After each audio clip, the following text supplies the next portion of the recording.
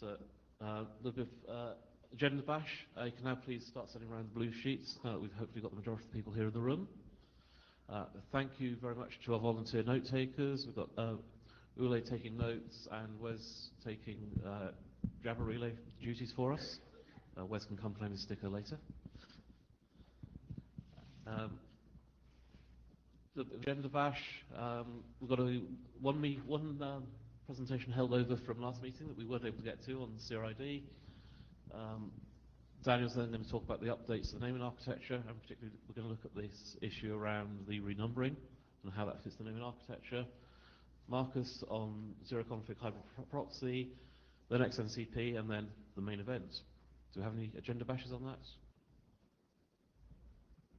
Good, thank you.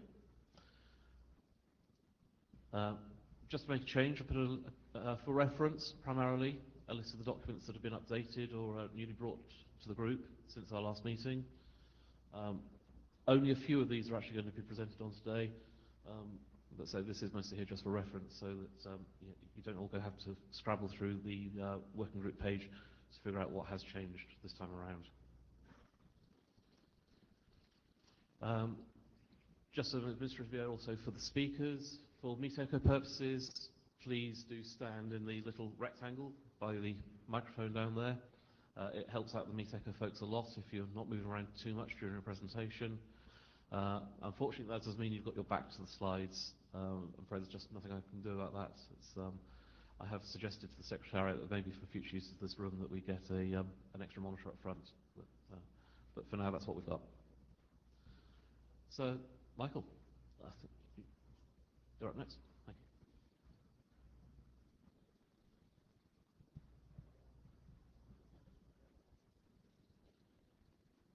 you. Good morning. I'm Michael Cloberdan from Cable Labs. Can you get closer, please, Michael? Excuse me? Yeah, no, I don't think the mic's picking you up. Good morning. I'm Michael Cloberdan from Cable Labs. Better? All right. I'm presenting CERID option. Next slide. The purpose of this draft, why are we doing this? Everybody knows that there is a need to determine the edge router. There are various mechanisms to do this. One of the needs for this draft are RFC 7084 compliant routers. This is a complementary protocol. This is not meant to replace, this is meant to enhance, to be used as an option. Next slide. So here's an example of a 7084 router. The edge router determines it's an edge router, or like HNCP, you can declare it explicitly, it is the edge. If it is the edge, all the others by default are internal routers. In this example, the IRs provide all the IP addresses, but the CER provides the prefix delegations to each of those routers. Next slide.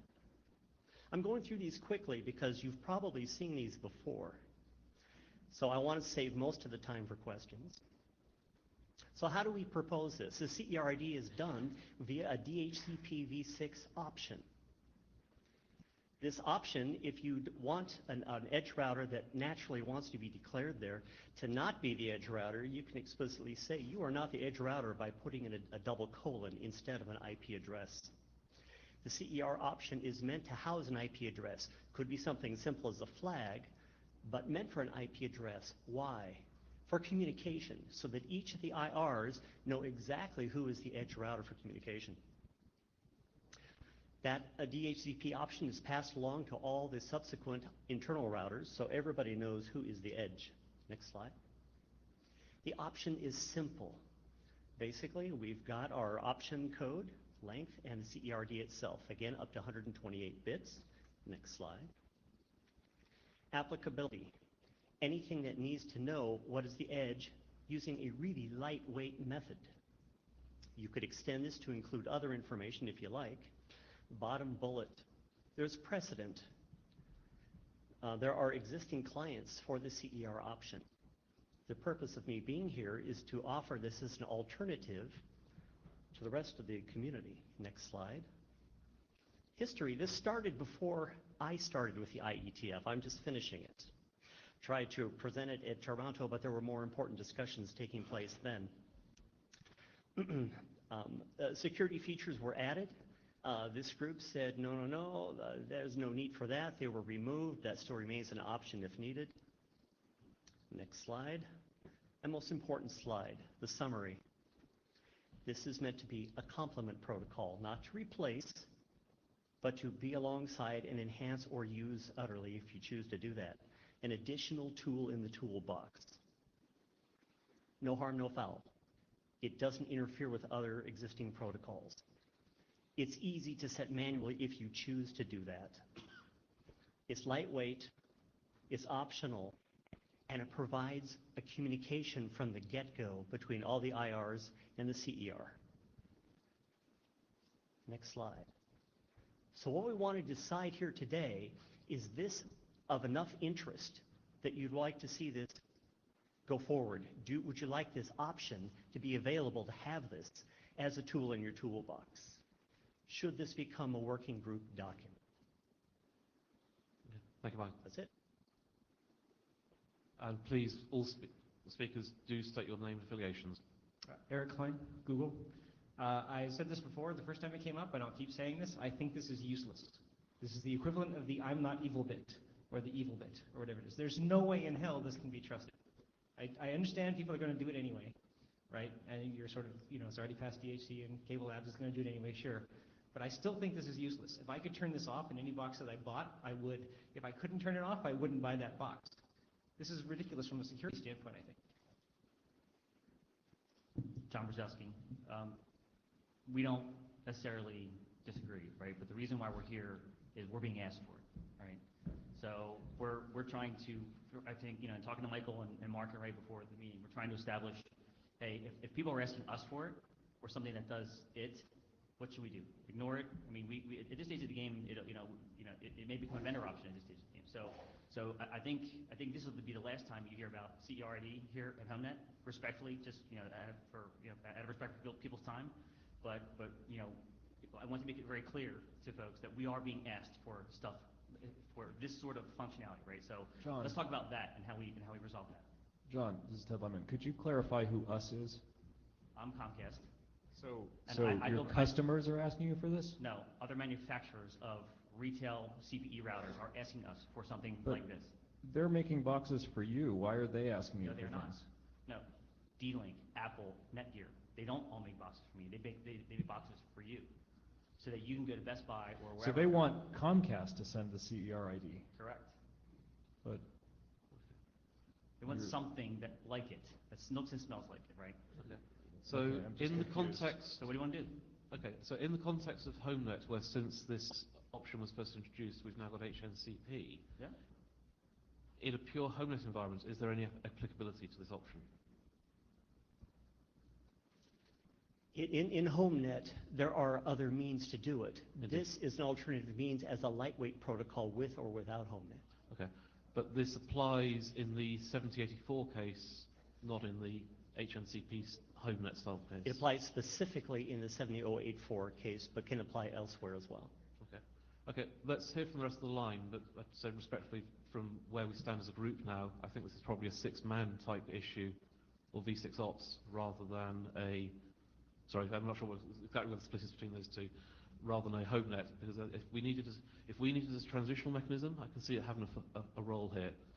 But now that we have HNCP, I'm inclined not to think that we need it. I agree with you that we're trying to work on a superior solution to the same thing, which is being able to figure out how to organize your routers inside your house and whatnot. I mean, I think that's probably what people are asking for. They're not necessarily asking for CERID, right? I mean, I'd like to get a clarity on what they're asking for, because they're not asking me, but I suspect they're looking for a way for your house to actually work as a leaf network off of the CPE equipment, rather than looking specifically for this option. But John's going to come up and tell me.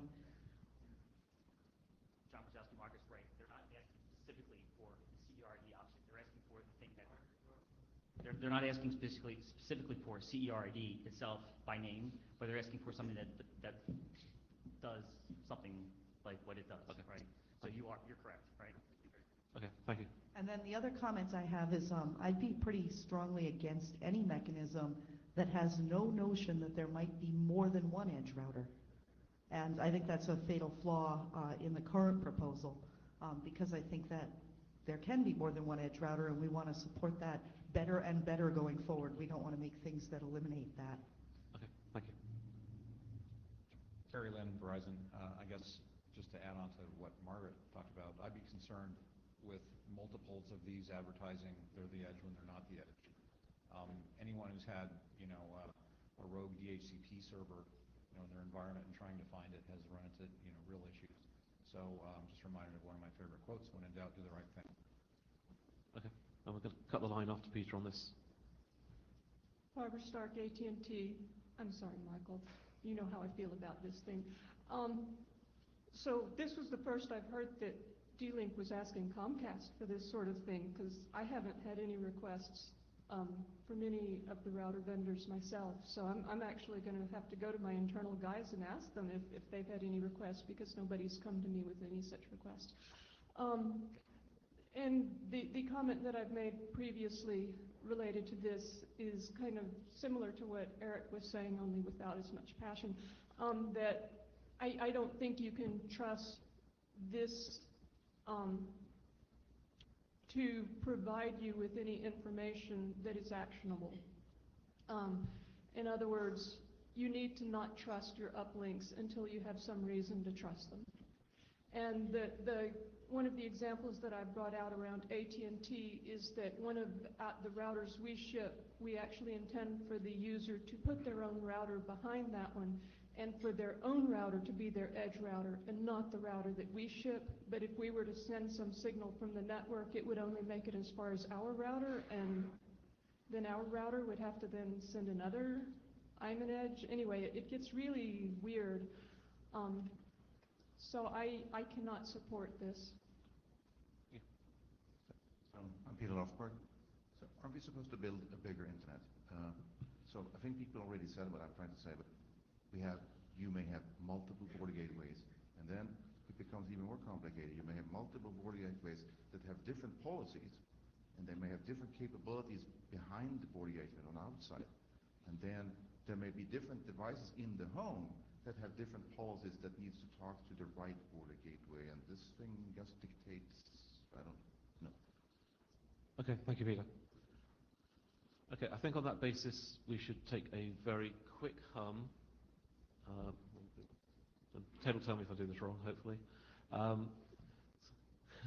So hum first, please, for anybody who believes that there is applicability to this in the specific in the specific context of Homenet where we are now with HNCP on the table.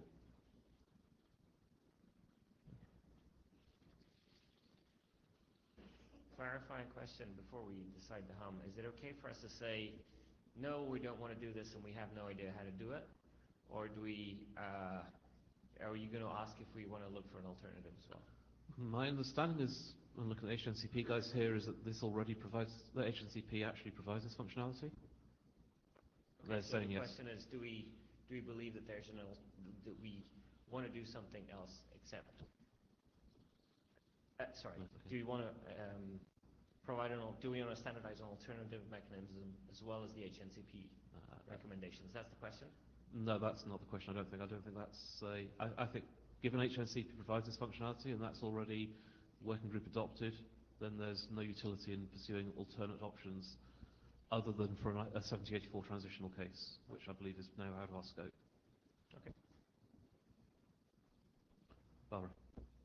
I was just going to say, I'm pretty sure that one of the drafts in Homenet already has kind of a sequence of decision points for deciding kind of a default whether or not you're an edge, and if the user, the owner of this box, wants something else, they need to have the ability to configure it to behave different. Okay, that's just one last word, please, Margaret, because we do need to get this done. I want to say that maybe you'll ask this as a separate question, but rather than just diverting work around to other working groups, I mean, maybe we could ask the question whether people think this needs to be done in the IETF at all, not just whether it's applicable to Homenet. Okay, that's a fair question. But you could ask two sets of questions. That's fine with me. That is a very fair question. Thank you, Margaret. Okay, so going back to the original question that I asked, I think that still stands as a valid hum.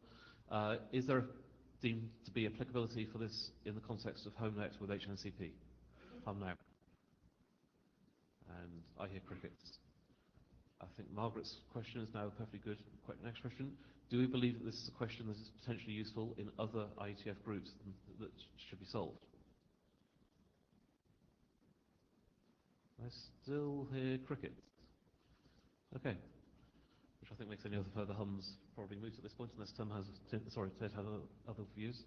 Just with my very worn-out AD hat on, we don't actually have the ability to set IETF consensus. So the fact that we don't think that the IETF should do this doesn't mean that the IETF shouldn't do this, although the people here in the room also go to the working groups that probably would do this. So, that's not a very hopeful sign. I just think it's, the point of thinking something's a bad idea, so you encourage someone to go to another group could potentially waste their time. That was all I was. Yeah, okay. Okay, thank you, Michael. Okay, so next up we have Daniel Migo on our front-end naming delegation.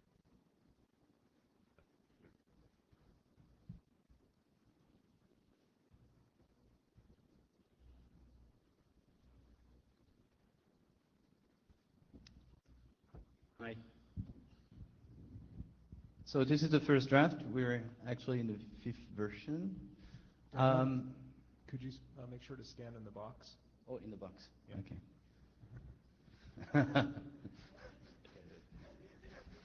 That way the hook can reach you.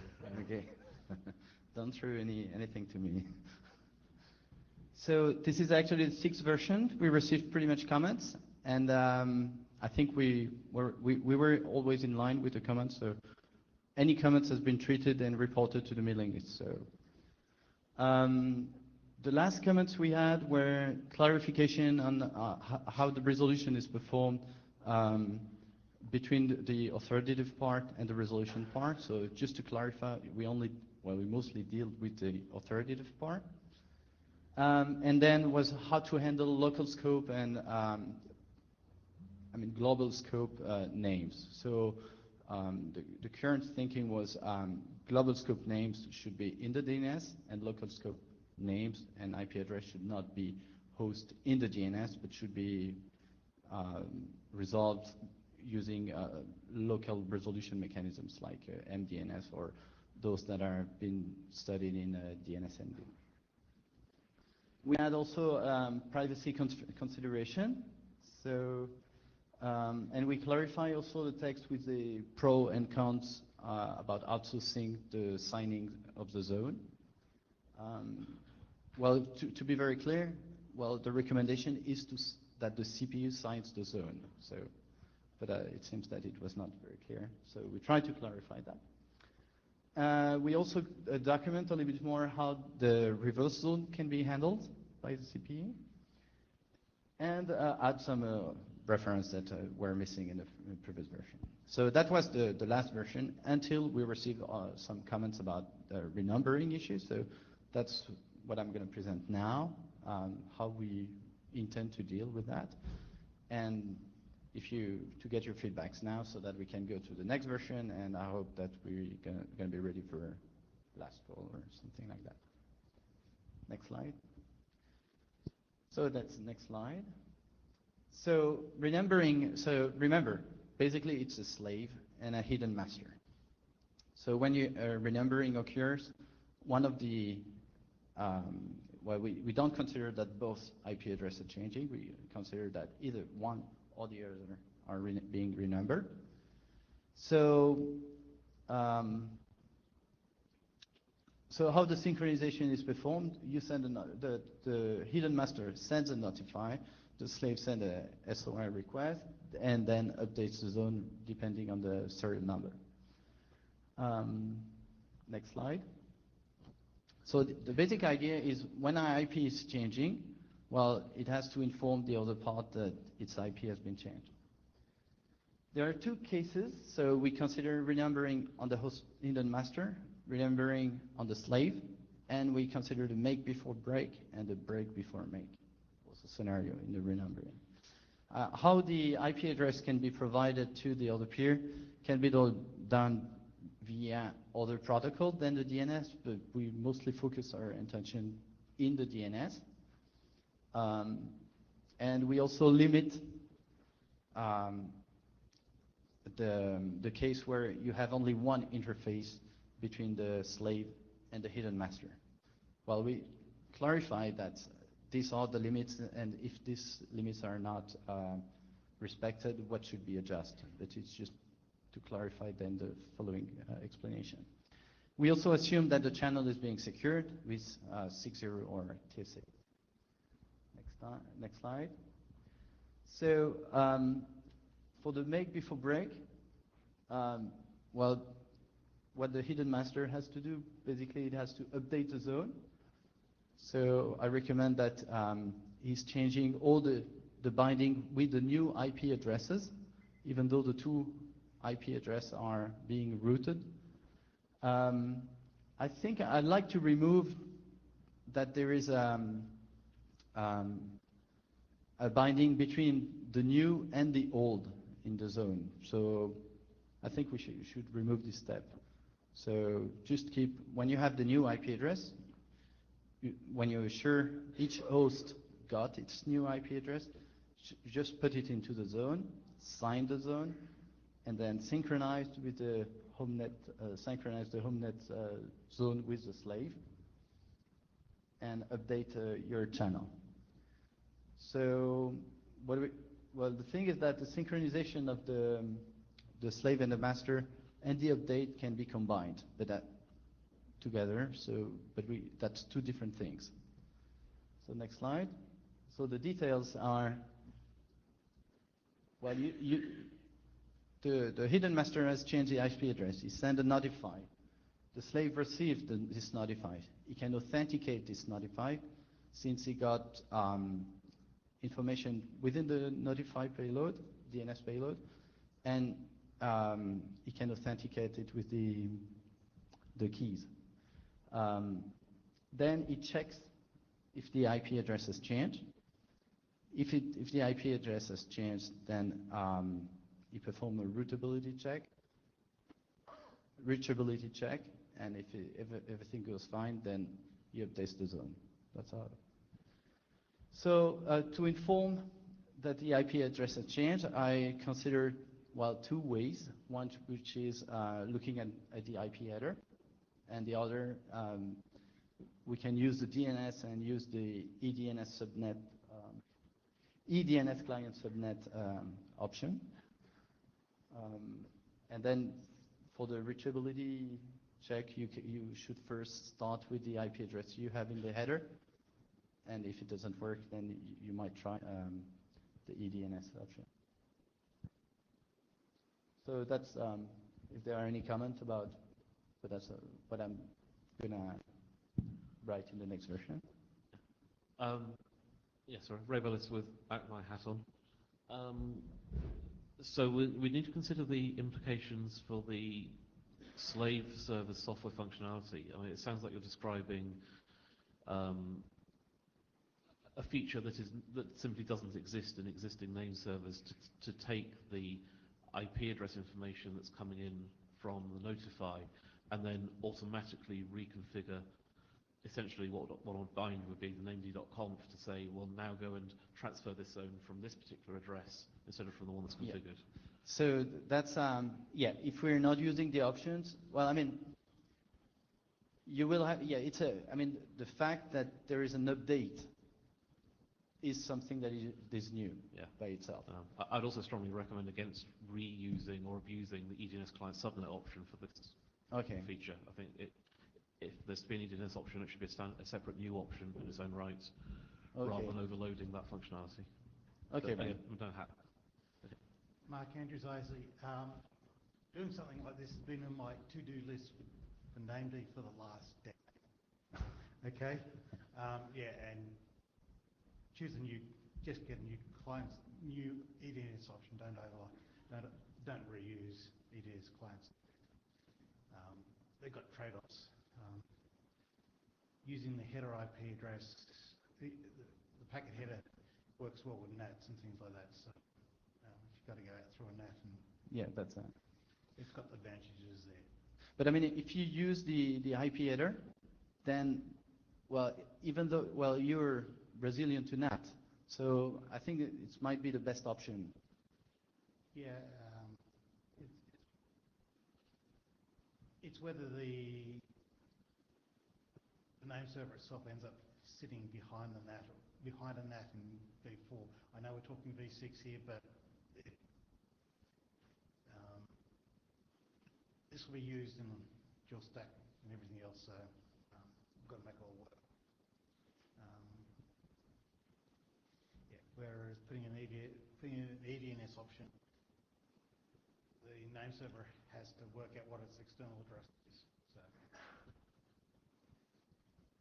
So it's the usual NAT, or whether it's NAT66 or NAT44. Yeah. So just to make it clear, I understand that the EDNS client subnet is not a good idea, so I will remove that. Then what I'm not clear is, should I specify that we should left that for new options? And the second question is, should we mention that we consider the IP header or not? Whether do the IP header or do the subnet option, I think that's a configuration option. I default to the IP header, but allow the other. The option, the EDNS option, I'd have it support multiple addresses and things like that. There's a list of addresses linked, tagged. Okay, right. Thank you. Jim Gaddis, Google. I just want to note I had a conversation with Paul Bixie a few months ago on basically this kind of topic, and adding the signature to notifies was the way he was, clearly wanted to see things happen. So using the notify, so with an option or? No, using TSIG on notify. Okay, TSIG, okay. David Lampeter, apologies for the stupid question. Where is the key material coming from? David Lampeter. I mean, you mean the... For the TSIG. How do we get the keys? Well, they have been configured for, during the settings. So the key, you're wondering how the key has been configured. Yeah. So that's done, while the settings between the master and the hidden slave. So there are different ways. DHCP options is one way. You can also figure out that you have provided your public key through a GUI interface. This is probably never going to be a true zero config option, unfortunately. Comment from the Jabber room, Julius. Does this version address the case where there are multiple CPEs on the Homenet?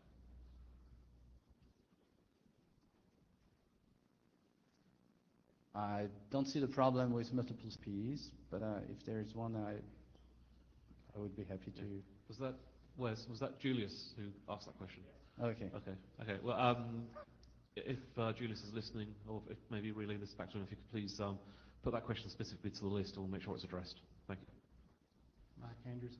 DNS doesn't really support multiple masters, so you get one of the CPEs. If the CPE is being the DNS master will have to be chosen. It's as simple as that. Markus Stenberg. I don't think this will be zero configuration in any case, because I think the Homenet default for naming will be what I'm presenting next, and that will actually not involve DNS update, and it will not involve a DNS zone. So actually a decision to publish your device names externally will essentially require you to be wanting to do DNS update to one of your local DNS servers, which sounds like already a nerd option and for the 1% crowd. And if you do that, then you might as well also specify the remote IP address and the key material for this stuff. So I'm not sure how applicable it is actually for Homenet in general, but I'm sure somebody will come up with some zero configuration way of doing all of this, but I don't see it currently.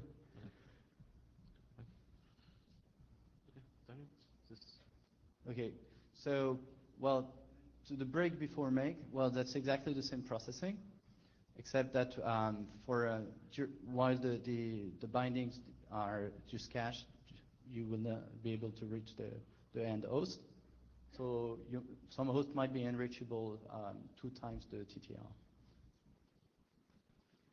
So for the when the slave is being renumbered, well, when the slave is being renumbered, well, the main difference is that you don't have to reassign the zone. The zone is not impact, it's only the synchronization channel. So the slave informs the host master. The host master performs the reachability checks and then updates its configuration. That's the step. So how to, next slide, how to inform the host master? Well, one way could be that the slave sends a protected SOA request. The hidden master can authenticate that and then perform a routability check. So how to perform the routability check? There are basically two options: using a SOA request or a notify. The advantage of the notify is that because you have this synchronization mechanism, the slave, the master has been already configured to send notify, but sending a SOA is something new. I mean, it has not been, well, the master is never supposed to send SOA request to the slave. So, but the problem, I mean, this maybe not a problem, but the thing is that by sending a notify, then you're kind of asking the slave to send back a SOA request. So, and eventually to perform some synchronization. So that's the two things to balance. On the other hand, if making sure that once you're being renumbered, you synchronize is maybe also safe in case a notify payload has been sent by the master while the slave has been renumbered. So there are two things to be balanced, but I would probably favor for a notify. And I'd like to get your opinion on that.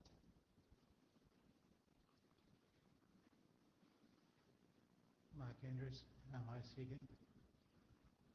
Slave renumbering is a non-issue. Truly, it is a non-issue.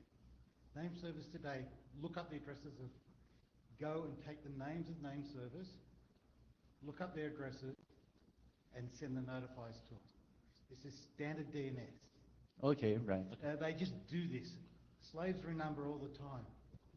There's nothing special here. Okay. There's no new protocol needed. It's been running in name servers for over a decade.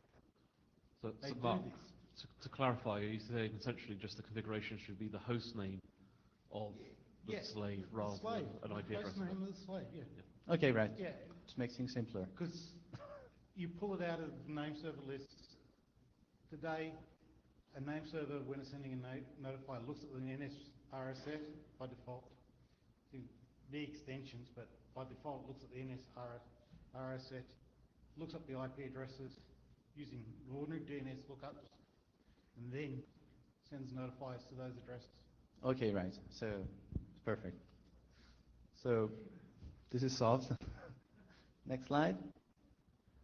Yeah, this is solved too. So I will submit next version. Peter?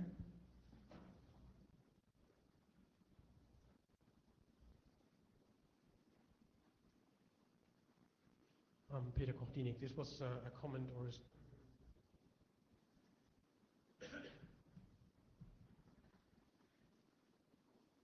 this was meant as a response to Mark's comment. I know that almost all of the name servers we run would use IP addresses instead of just the names. So if that's of course we are not running authoritatives behind a DSL line or something, but if the assumption is that this has to work on names, that needs to be very strictly spelled out in the document. It's an option, but it's not necessarily standard practice, and there are other reasons to operate on the IP address rather than the name. So Sure. there might be a conflict here. Do you believe it would suffice that if the document said, if you use a name, it will just keep on working, but if you use a number, you have to be prepared to change that number on occasion? or an address, I should say, rather than a number. That is actually the lawyer's approach to the solution, because yeah, what you say is strictly true, but I'm not really sure the target audience is going to understand that. It might just need more work, but maybe I'm hand waving here. Okay. I think that the point I was trying to make is that if you're aware that your slave is going to be renumbered, then simply manually renumbering it may be simpler than trying to introduce protocol-based mechanisms for handling this automatically. The other reason might be that the address that is going to initiate the transfer that you need anyway might be different from the address you're sending the notify to. So that there might be manual or whatever intervention necessary anyway. Okay, thank you, Peter. Okay, quick update on the DHCP options relating to this. So next slide. So the new things, we have restructured a little bit the draft, but it's only for clarifications. We add one port parameters to one of the DHCP options. The reason was that the signaling, the transfer of the reason we specify a port was to enable the hidden master to provide the zone to not the port 53 only, but can also derive other ports. And we also add the multiple ISP scenario, so just to show it works, and that's all. So this is pretty much a final version, unless someone... I'm going to reread that, so probably fix some bits. In the light of the discussion we were just having, that the DHCP options should be reviewed to ensure they support both a name or an IP address for the slave. It's a name. It's a name. So I think I'm done. Okay. Any further questions? No. Okay. Thank you, Daniel. Marcus.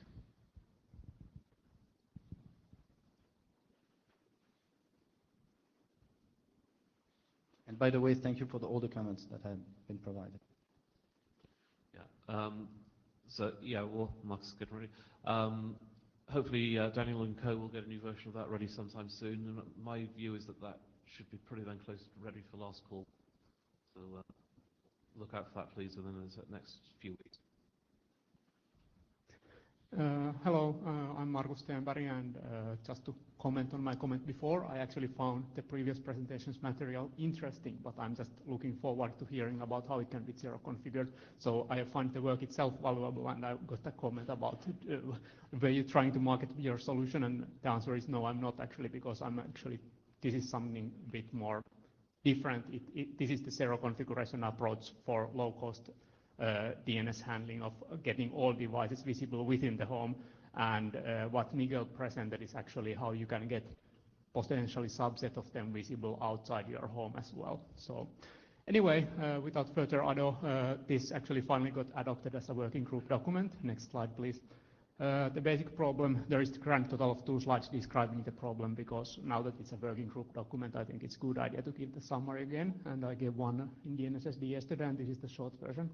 There is actually politically enough IPv4 addresses there, but the basic problem is still that the client needs the DHCP server to provide it with a DNS server and a search path to be used.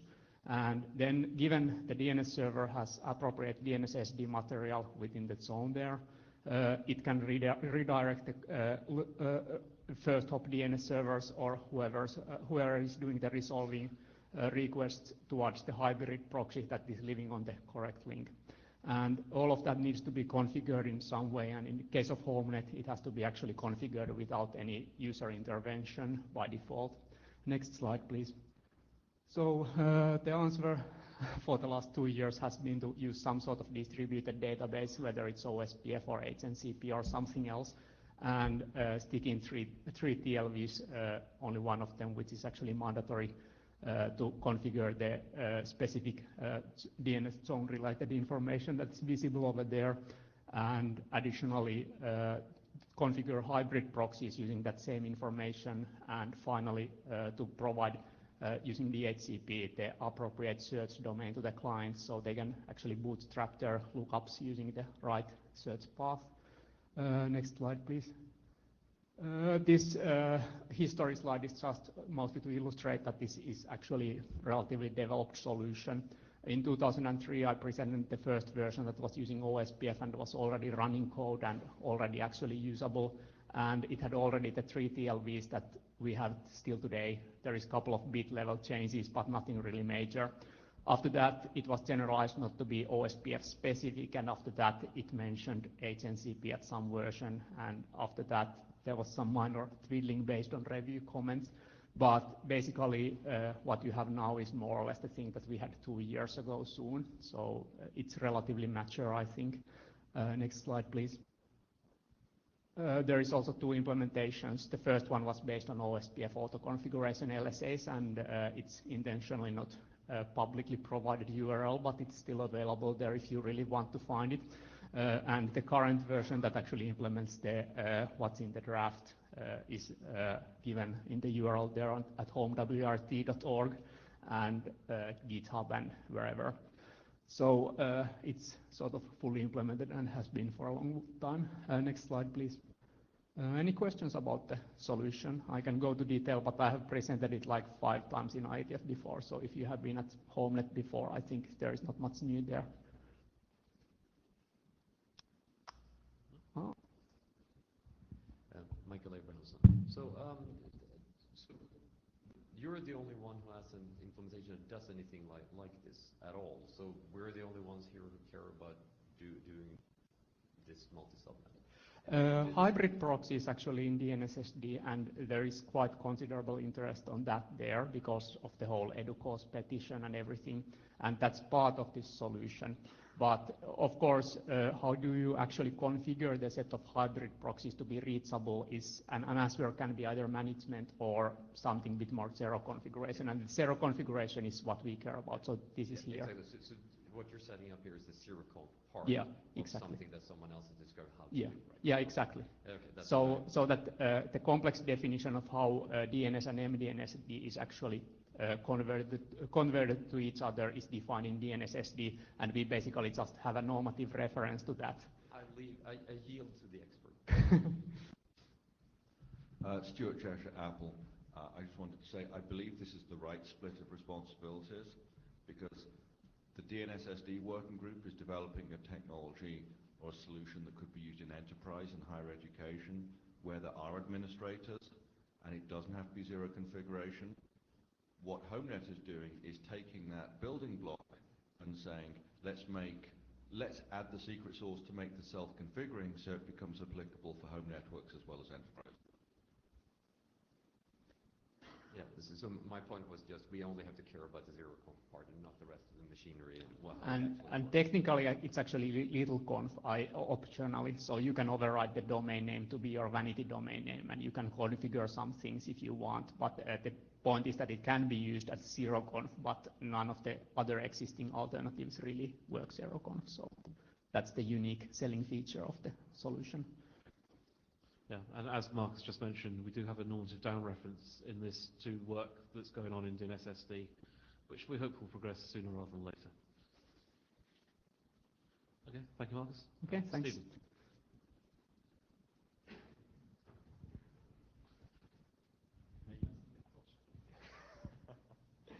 So this is the update for HNCP, DNCP, and PA.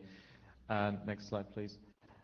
So between the last IETF and this one, we had this draft split thing where we split up DNCP and HNCP, and also PA was a bit reorganized.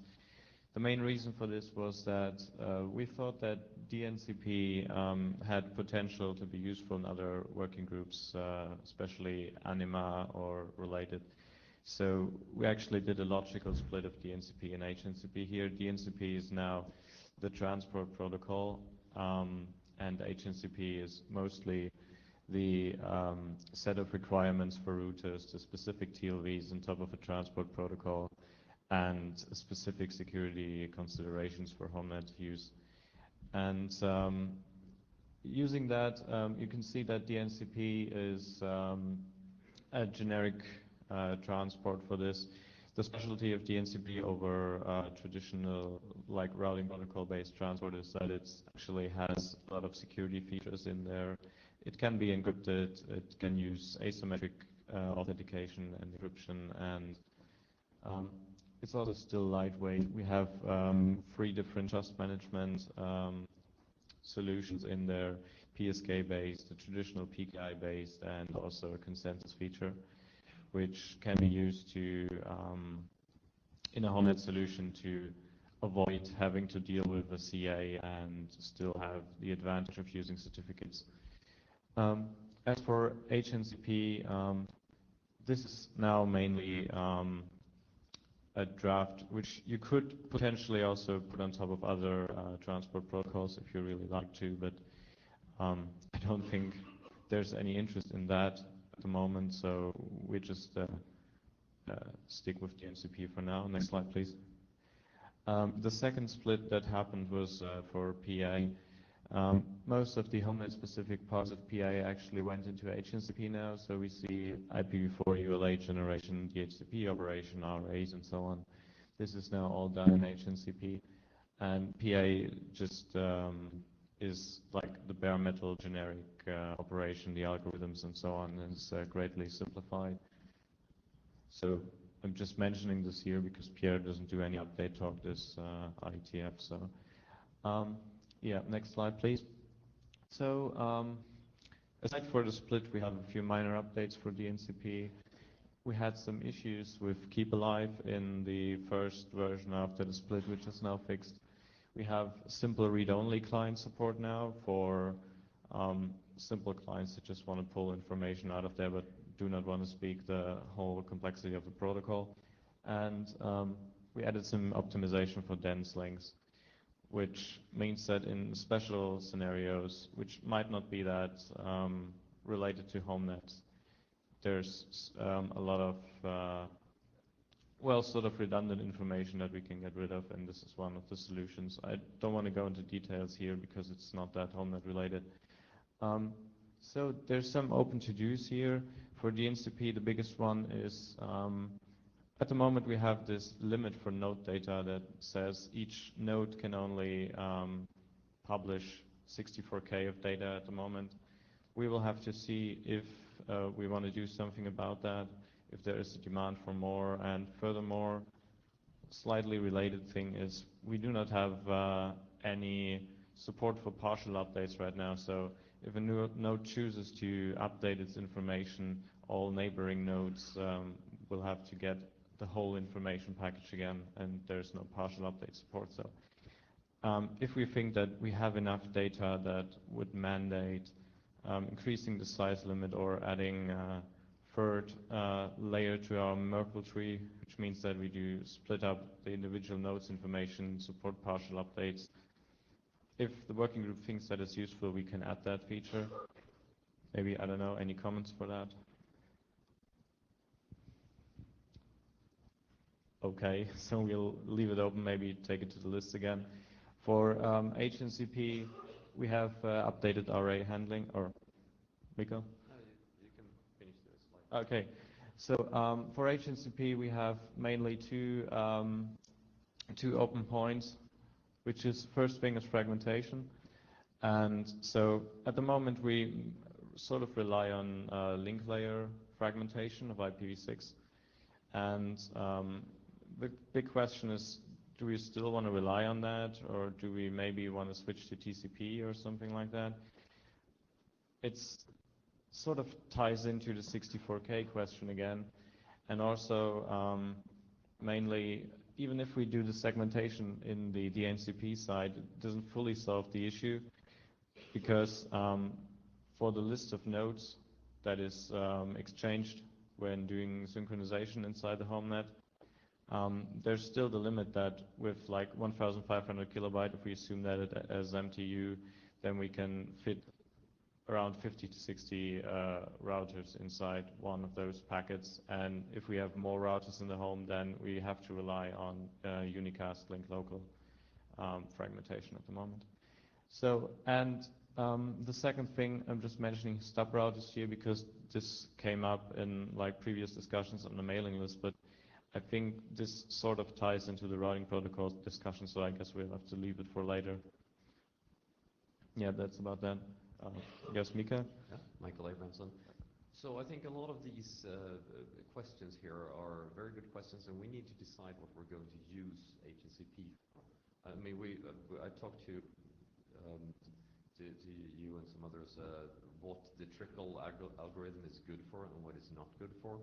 And I think we definitely need to look into that and decide what information we're putting in here, how much information do we think is going to be generated, and then the outcome of that will decide where we need to go. Yeah, so we're talking about, for instance, if you have a lot of data and it's rapidly changing, then this is not a really good transport for that. It's good for a lot of other things. We need to decide what we're going to use it for and how much information we think is going to end up in there. Yeah, I fully agree with you here. So I guess we should take it to the list then and see if we have any more comments on these issues. Yeah, we should take that to the list, and probably also looking at Brian Carpenter here, take that to the Anima Group folks as well and see what their views are on their potential applicability of DNCP in their group. Yeah, right. And therefore how that affects the scaling features. Yeah, I agree. So next slide, please.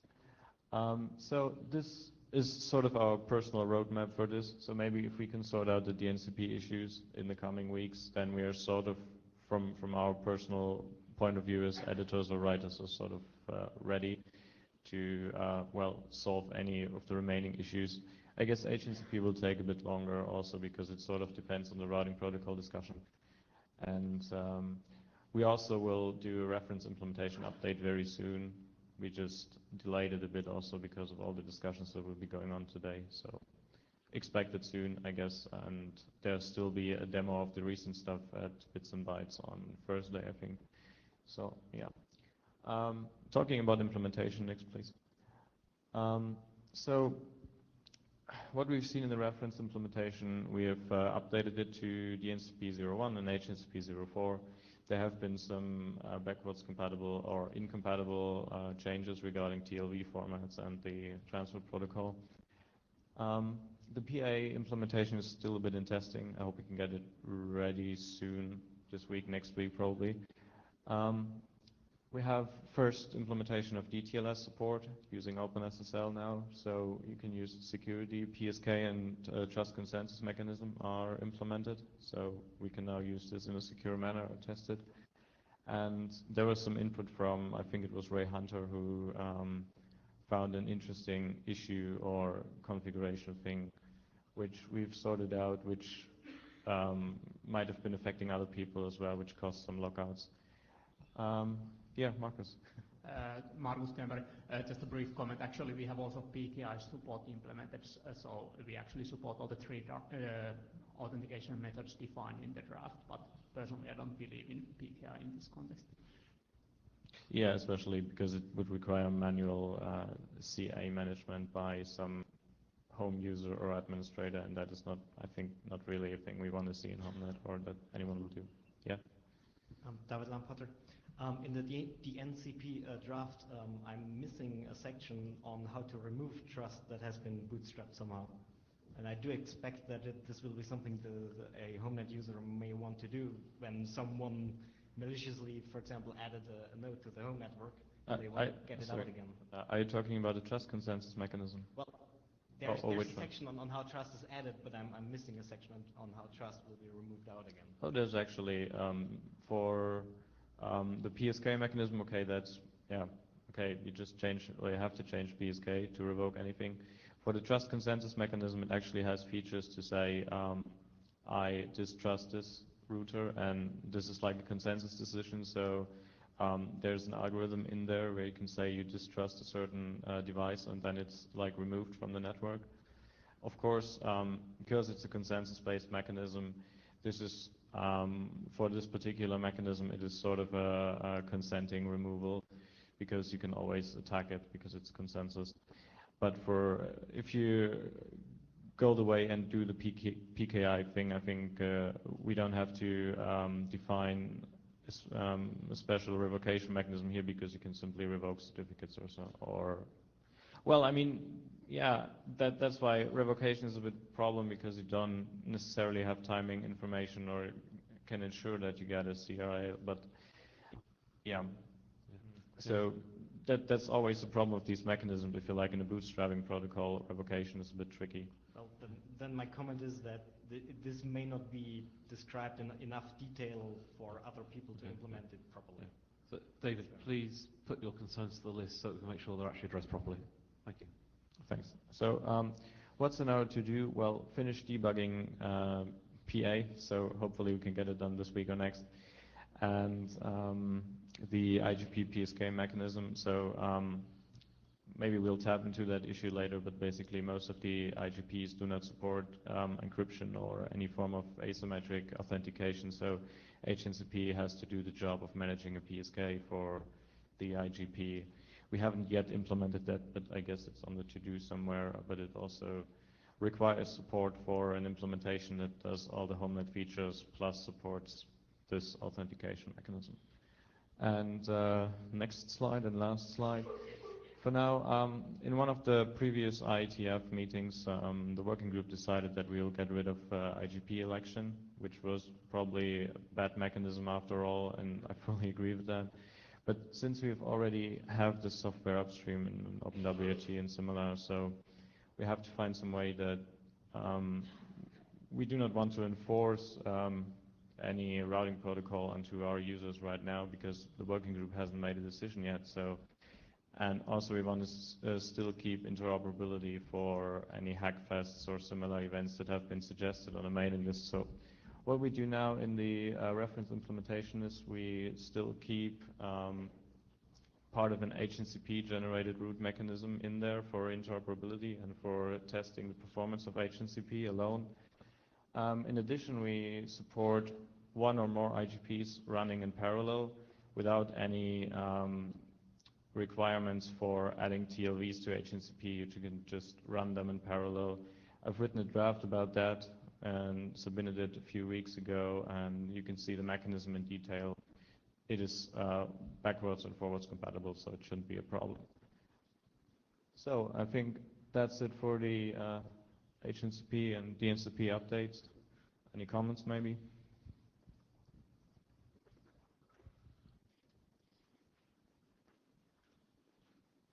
Brian Carpenter. 2 points. Yes, we will be discussing synergy this afternoon in Anima.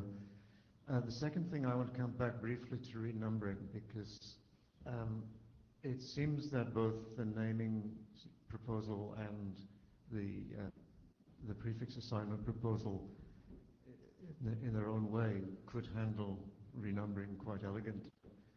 I think there's a missing link, which is a sort of renumbering event manager function. Because if renumbering occurs either voluntarily or imposed by an ISP, we don't want the home user to have to worry about it. So I'm suggesting a possible new work item at some point in the future with a revised charter, which is to see how that should be handled in a generic way. Personally, I don't see this as an issue, because this is already solved with HNCP. There is no need to have renumbering events solved in a specific way, because HNCP just deals with delegated prefixes being added or removed from the ISP at any point in time, and does the appropriate reaction to that by, for example, deassigning prefixes or assigning a new prefix from a didn't TP. say we needed any new protocol. I think that there is a process that has to be gone through by the sequence of steps, and I think someone has to orchestrate those steps. And Well, I don't know I think who it's going to do, who it's going to be. Yeah, but I think you're treating renumbering as a sort of special event, and from our point of view, renumbering is just an event that is similar to adding or removing an ISP from the network. So this is like a very special case, but I think we have to take it to a more general level, and once we have solved, and I think we have solved that to a reasonable degree, that adding and removing ISPs works, then renumbering is just one thing that is solved on the side just because we have that. Yeah, I thought you were right, but I think there are going to be side issues in renumbering. whenever we've analyzed renumbering, we found lots of side issues. Yeah. So I'm not suggesting we waste a lot of time on it now, but I think there is something in there. Yeah, we'll certainly need appropriate hooks between HNCP and the hybrid proxy and the name delegation system and whatever. I'm not convinced that needs more other than description of those hooks in the existing appropriate documents. Markus Tevari. Just a brief comment on this. Actually, I think the crucial part there is not what the home needs to do, but what the ISP needs to do. So ISP needs to do the renumbering gracefully and have two prefixes working for a time period, and not to just abrupt your prefix change from A to B and nothing in between. Given ISP behaves sensibly, there won't be a problem. But if ISP does not behave sensibly, bad things happen no matter what you do in your home network. So from my point of view, I would actually like to see a document telling ISP, please be sensible if you do IPv6. Yeah, I think adding to this, I mean, if there's like a fast renumbering event that we cannot control, we have to deprecate the addresses immediately and just have to try to recover in any sensible way. Okay. Michael Richardson. So what I heard Brian Carpenter say is that he said there was a bunch of steps that need to happen, and maybe I didn't understand. Maybe I didn't quite understand. But what I'm perceiving him to say is that there's an entity that needs to take control of the bunch of steps, and I particularly in the I think the what did he say, flash renumber scenario. I don't know what the list is, but I think it would be valuable to at least explore the list and to figure out if there is an actor, a demon of some kind that we're missing here, and that maybe HNCP needs to elect one machine to be that. If we need a master renumbering, oracle or something in the home. I don't know that that's the case. I'm just saying that I think it's worth. I'm not at this point willing to accept the assertion that there is no role for a central thing there, but maybe there is. Maybe it's the correct assertion, and I think it's worth maybe going a little bit deeper into that, not in your document, but some other place. And I think the only thing is to say, well, we can elect. If we need to have one, we can elect someone to do it. Yeah, but revisiting my earlier argumentation, I mean, in general, this is a distributed algorithm, so I don't think there needs to be a single instance for that. And in addition to that, I personally really fail to see the difference of a renumbering to adding or removing an ISP or an uplink in this case. So I don't personally, I don't see the specialty. I mostly think I agree with you. Okay, I think that that's the answer. But what I'm trying to say is that I'm not sure at this point that we have a widespread consensus view that everything you've said that is the case. And so that's what I heard Brian is saying is that he thinks that there may be some pieces, some aspects that fall into a gap, and it might be that gap. You said, well, no, there's no gap because, actually the things always overlap. They don't ever do this. They always do this, and we can always arrange it to do this, and so nothing gets dropped to the floor, and it's good, right? And it's just not, maybe it's just not obvious to everyone that that's the case for all the... Okay, yes. I mean, we do appreciate input on that thing, and if you come up with a gap that is specific to renumbering but doesn't or isn't covered by the ISP appearing, disappearing thing, then yeah, I guess... I think I'm pushing back on Brian, not on you. I'm pushing up on Brian to say, yeah. What Brian said is that we can't make it work. He didn't say that this is not the right way to do it. This is the right way to do it. Numbering is, number is no different from renumbering, the way I see it.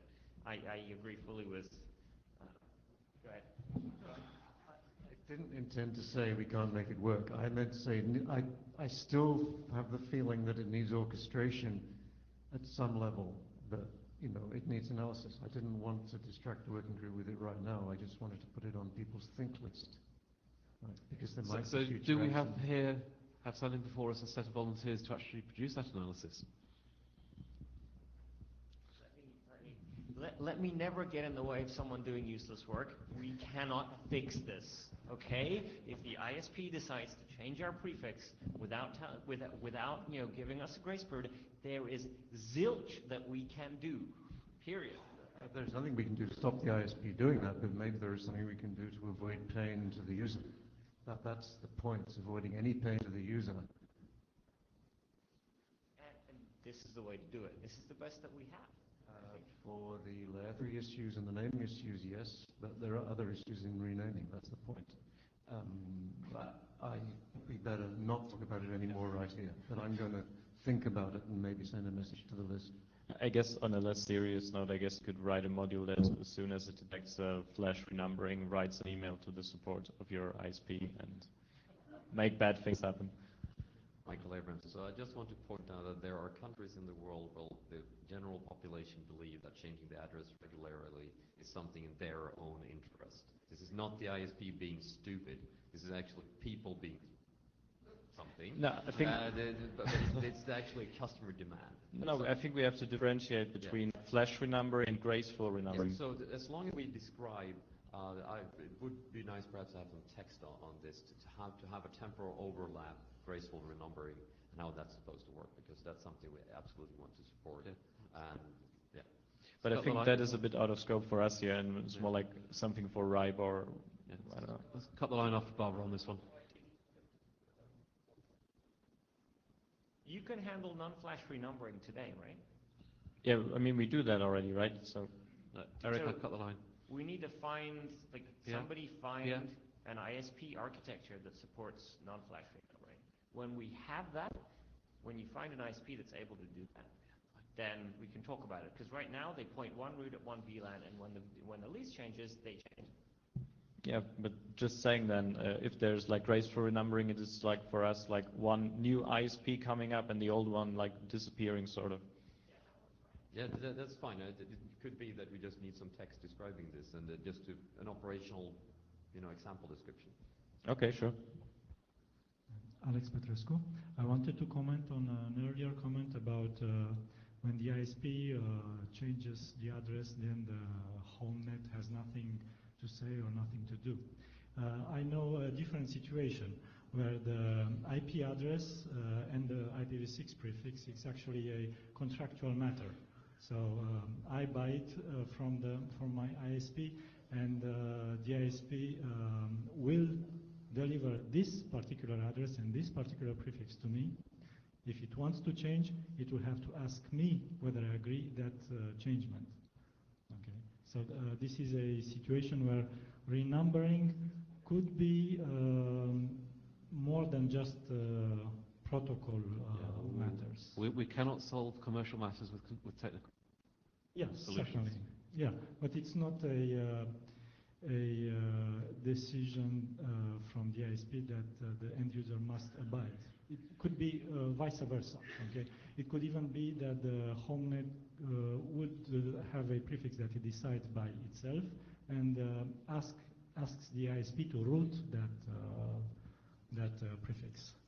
But I think in general, I think we agree that the ISP delegates prefixes using DHCPv6 for the most. No. Well, I mean, yeah, okay, you can. Something else. In the Homenet world, we do. Yeah, in the Homenet world we do, and in the Homenet world, then DHCPv6, the server is like your master, and the client is your slave, and you have to do what the server says. Okay, so you have some work to do to persuade many ISPs to know. I think take it to DHC instead. It would be a good issue.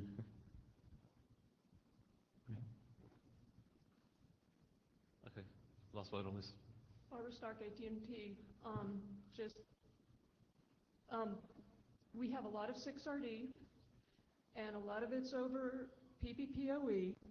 That PPPoE link goes down every now and then, and when it comes back up, you've got a new IPv4 address, you've got a new IPv6 prefix. There's a lot of customers like this. Please don't say that ISP is being irresponsible unless you want all of this IPv6 to go away that's on that. Yeah, just reiterating, I mean, from the home point of view, we can maybe complain, but there's really nothing we can do about it. Okay, thank you. Margaret. Okay. That's it for me, so.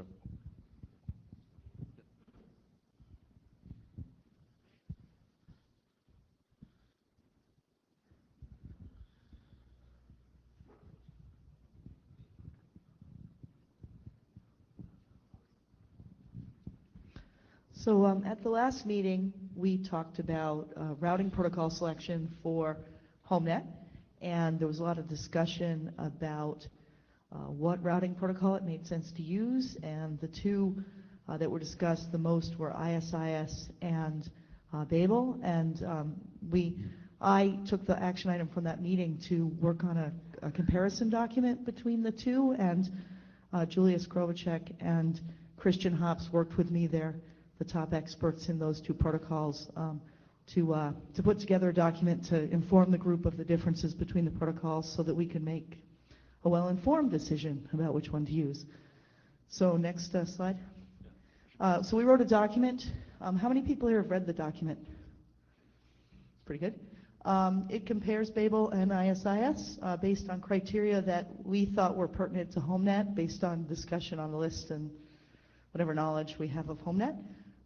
It's intended to aid the working group in making a well-informed decision. The document itself does not make a recommendation or reach a conclusion. It just contains information. As I said, the Babel information came from Julius. The ISI information came from Chris Hops. Julius wrote the only Babel implementation and the spec. Chris Hops is the chair of ISIS and has done one of the implementations. These are very well-informed people about these protocols. It's not a consensus document of any group, including the authors. In many cases, one of the experts has provided information. We haven't reached consensus on that information in any way. It's really just an informative document. Next slide. We considered a set of ISI specifications in the document. The base spec, the ISI over IP spec, or for TCP/IP spec, the traffic engineering extensions, and the IPv6 with ISIS, all of which are standards track documents in the IETF and very well-established protocols, and then a couple of more recent extensions, the auto-configuration extension and the source-specific routing extension, both of which are still individual drafts. Next slide. For Babel, we considered the base protocol specification, which is an experimental RFC, an extension mechanism that Julius has written up in a draft, and source-specific routing, which is available in a draft with further explanation at that URL. Next slide. So this presentation and the document focus on key differences between the protocol. Right? There were a lot of criteria discussed in the document about which the two protocols were largely equivalent, and I have not really included those in this presentation because they're not interesting in terms of making a choice. So if there are certain criteria that aren't listed here, it's not that we didn't consider them, it's that we didn't consider them to be a key difference between the two protocols. So next slide. One of the differences between the protocols is how they support link metrics. Both of the protocols have sufficiently large metrics, okay, 16 and 24 bits each. Neither one of them has a cripplingly small metric, but Babel has the ability to automatically calculate metrics based on multiple sources of information about the link. And the ones that I know of are whether it's wireless or wired, what its packet loss characteristics are, its latency, and also radio interference. Whereas ISIS, it really kind of has the notion of configured metrics, and so it'll use the default metric on a link unless it's configured to use a different metric on the link. So in an auto-configured network, it would use, all the default metric. It's at least theoretically possible that support for dynamic link metrics could be added to ISIS, and the ISIS working group has expressed interest in working on things that Homenet might need and might be willing to work on this. It was non-trivial to do it in Babel, though, and while ISIS could leverage some of the work done in Babel, there might have to be work on a new stability algorithm because ISIS has different traffic associated with the routing protocol than Babel does. Next slide. Multicast routing, ISI has support for multicast metrics and Babel does not. This is a difference. Whether or not it matters to the Homenet working group is a matter of question because we haven't actually said that we require multicast routing for Homenet. And also, some people believe it would be better to run a separate multicast routing protocol if and when we do multicast routing in Homenet. So, you can have your own opinions on that subject. Next slide. Encapsulation. Babel is an IP-based protocol, so runs over IP, and then, therefore, over anything that IP runs on. ISIS runs directly over the link layer protocol, which means that it has to have some sort of access to raw sockets on Unix or some similar concept on other types of systems and architectures.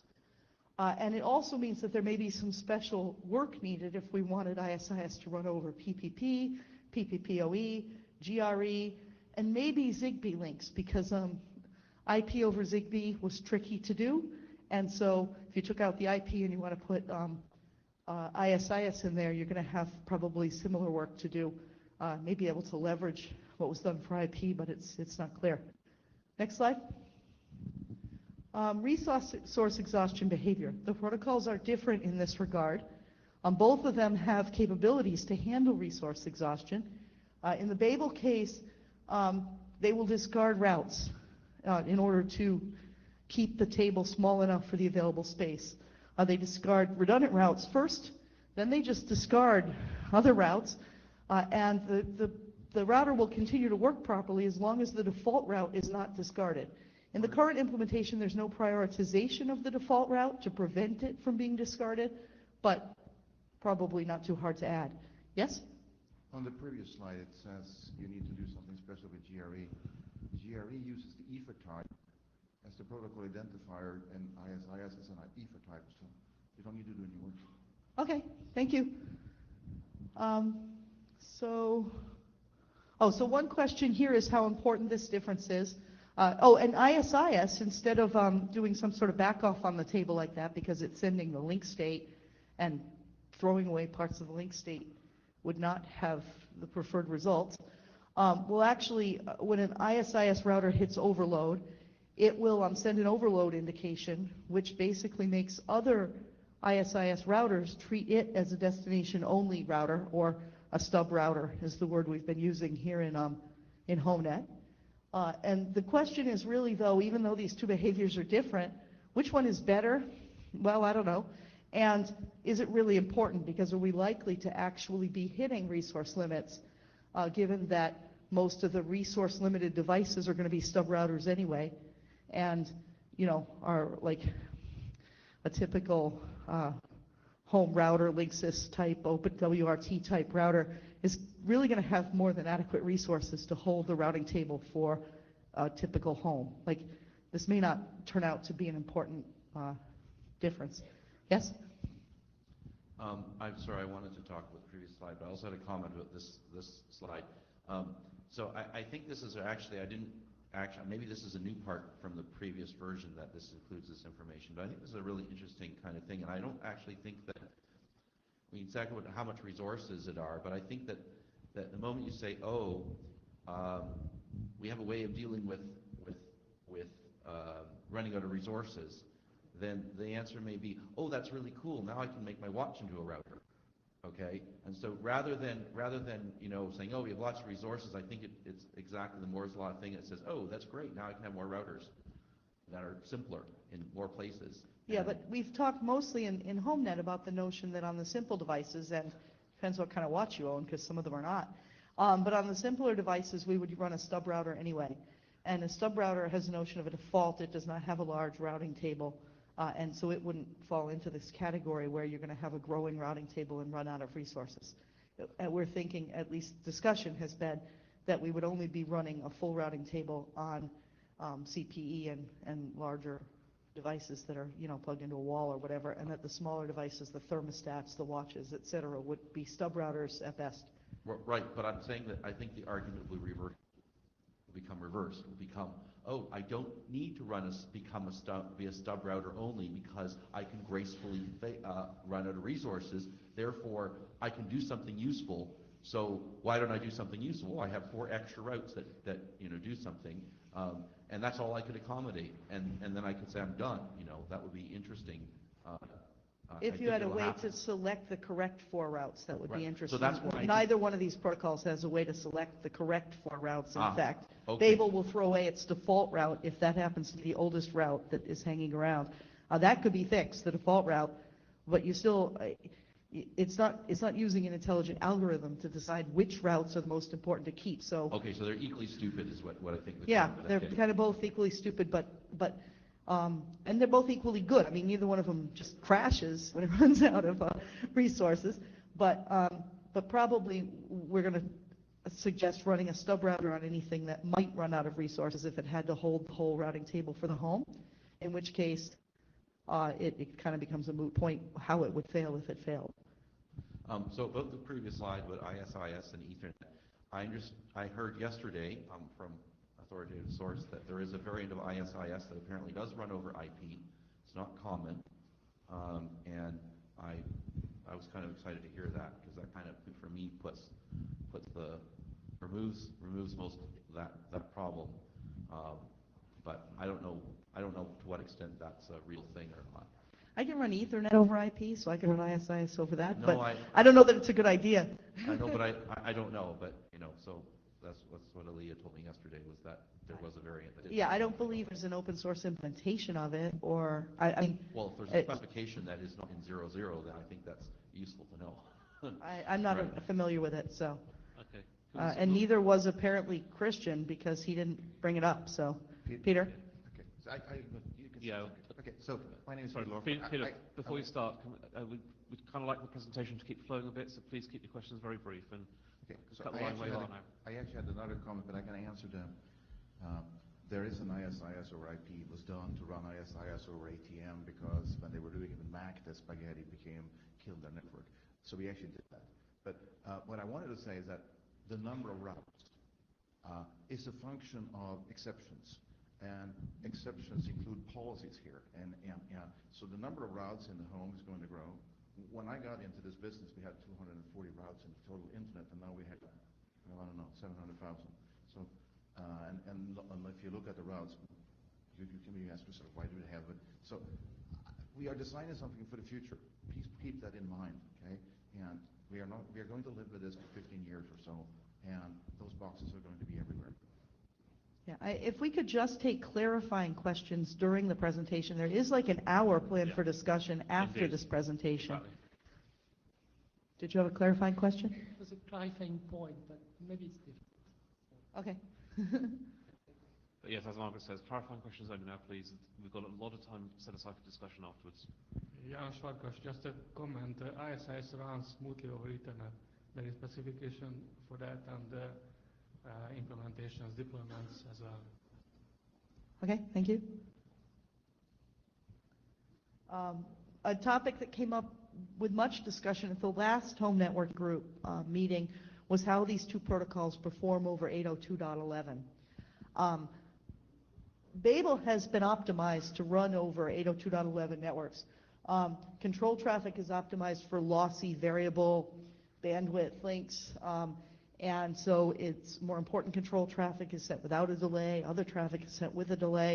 And there's a lot of detail in the document about our document, but also in the Babel document about how it's optimized for 802.11. Probably most importantly to us, it works with IBSS links. I don't remember what IBSS stands for, but what it means is there's non-transitive communication. All right, so and a lot of the mobile ad hoc networks have this capability or have this quality. Zigbee networks can have this quality where there's non-transitive communication. So I can't reach all of the nodes on the link, but I can reach one of them. And that node can reach others that it thinks are on its own local link. And the communication is not transitive the way we view it. We have a tendency to design protocols for Ethernet, even though most of us are using Wi-Fi, and then they don't work as well as you might like on some of the more ad hoc wireless networks, the short-range wireless networks, because they don't have the same properties. Nodes' reachability to each other varies by things like whether or not I carry a Coke can through my house, cocans are very disruptive to a lot of radio signals. So Babel has been made to work on those types of links, and ISIS has not. The DIS and pseudo-node optimization functions assume that the set of nodes you can reach and the nodes that those nodes can reach directly is always the same set. You know, that there's no, like if I can reach node B, then all the nodes I can reach directly and all the nodes that node B can reach directly are the same set of nodes. But that's not true on a lot of radio networks. I can reach B, B can reach C, but I can't reach C, you know, by a single hop. And so that can cause a lot of problems with algorithms that assume, you know, you can kind of multicast and reach everybody who can reach everybody else, right? And so ISIS has not been designed to work on those links, and they have issues on those links. So that's something that we would need to look into if we want to actually be able to run ISIS across those sort of radio links. Now, we haven't really been talking about that, right? We've been talking about using a stub router at the edge of those networks and then using their own internal routing protocols or whatever, like Ripple. Whether or not Ripple's a routing protocol is actually what I'm dithering about here, but they'd use their own protocols internally to direct traffic around the Zigbee network, okay?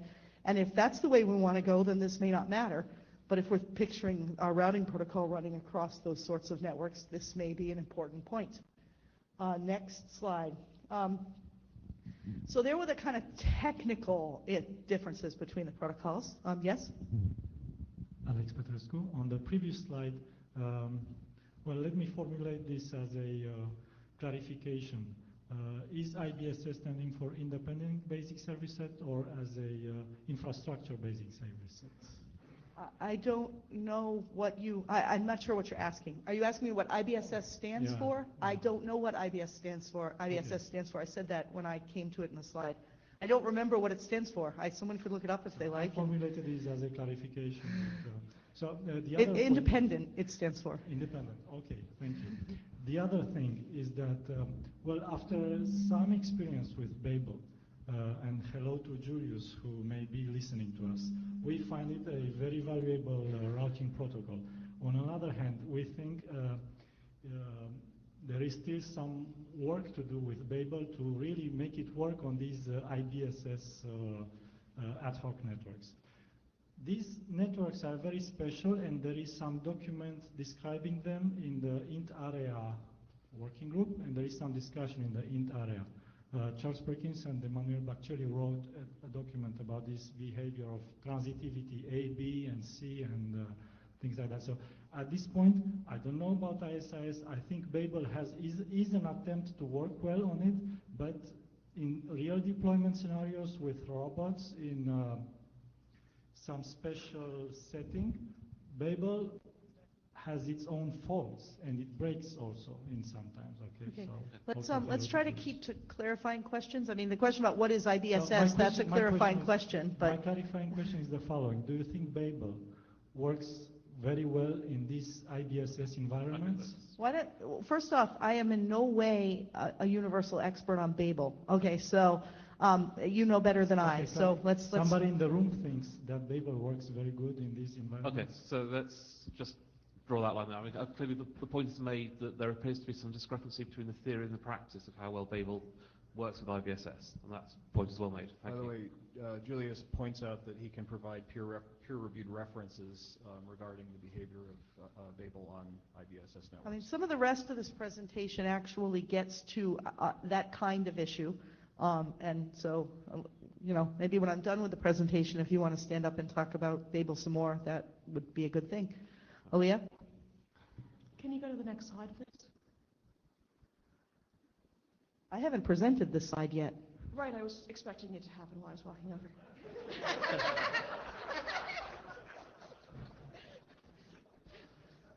I have a lot of slides left.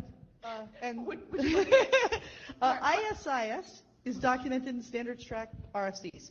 Okay, the main ones, the RFCs I listed, all standards track IETF RFCs put together by an IETF working group and published through the IETF process. There are some extensions that are drafts, but we've been told by the ISIS working group chair and there's apparently been some discussion in ISIS that they would be willing to, try to accelerate that work for us if we need it to use this in Homenet. Babel is documented in individual submission experimental RFCs. They have not been through the IETF review process. There is no IETF working group, and there is currently no well-understood process for downrefing to a non-IETF generated RFC. We can downref to an IETF informational or downref to an IETF experimental, but it's not clear the ISG would allow us to downref to an individually submitted experimental RFC, especially, and I don't mean this as an insult, given the document quality of Babel. It's underspecified by IETF standards. So this might be a real serious problem for the group. So, Aaliyah? Hi, Aaliyah Atlas, Routing AD. Right, yes, we're not doing a downref to this. That will not be allowed. But if, after appropriate decision, if Babel is the protocol that is necessary, then we will have a working group in routing to do it. But that requires all of the standard handing over of control, etc., that is implied. And 2+ years to standardize it. No, I kick my working groups harder than that. So how long do you think? A year and a half? I mean, it's not a 3-month process to standardize a routing protocol, right? I mean, it's not ready to be standardized. I don't know if you've read it, but it needs work. Sorry.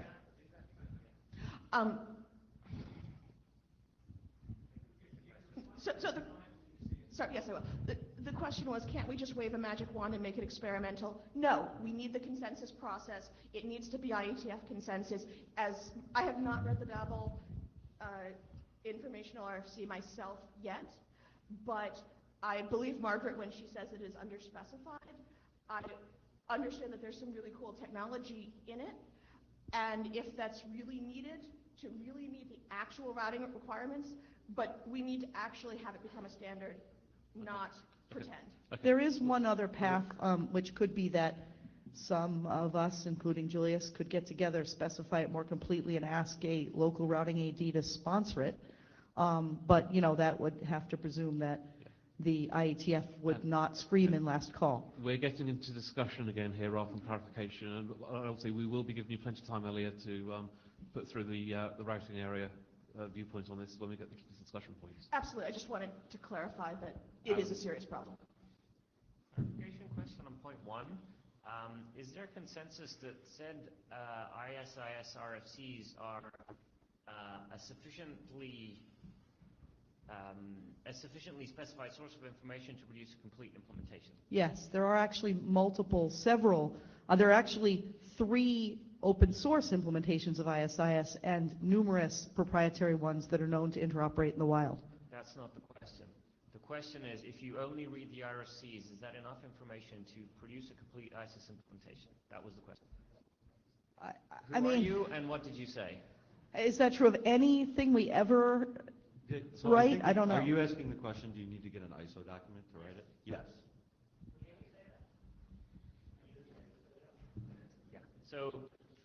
Yeah. So the answer was you need to get an ISO document to implement ISIS correctly.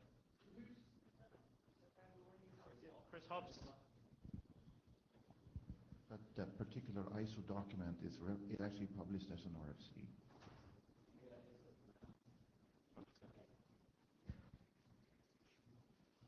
David Lamparter. Clarification about the IETF working group on Babel.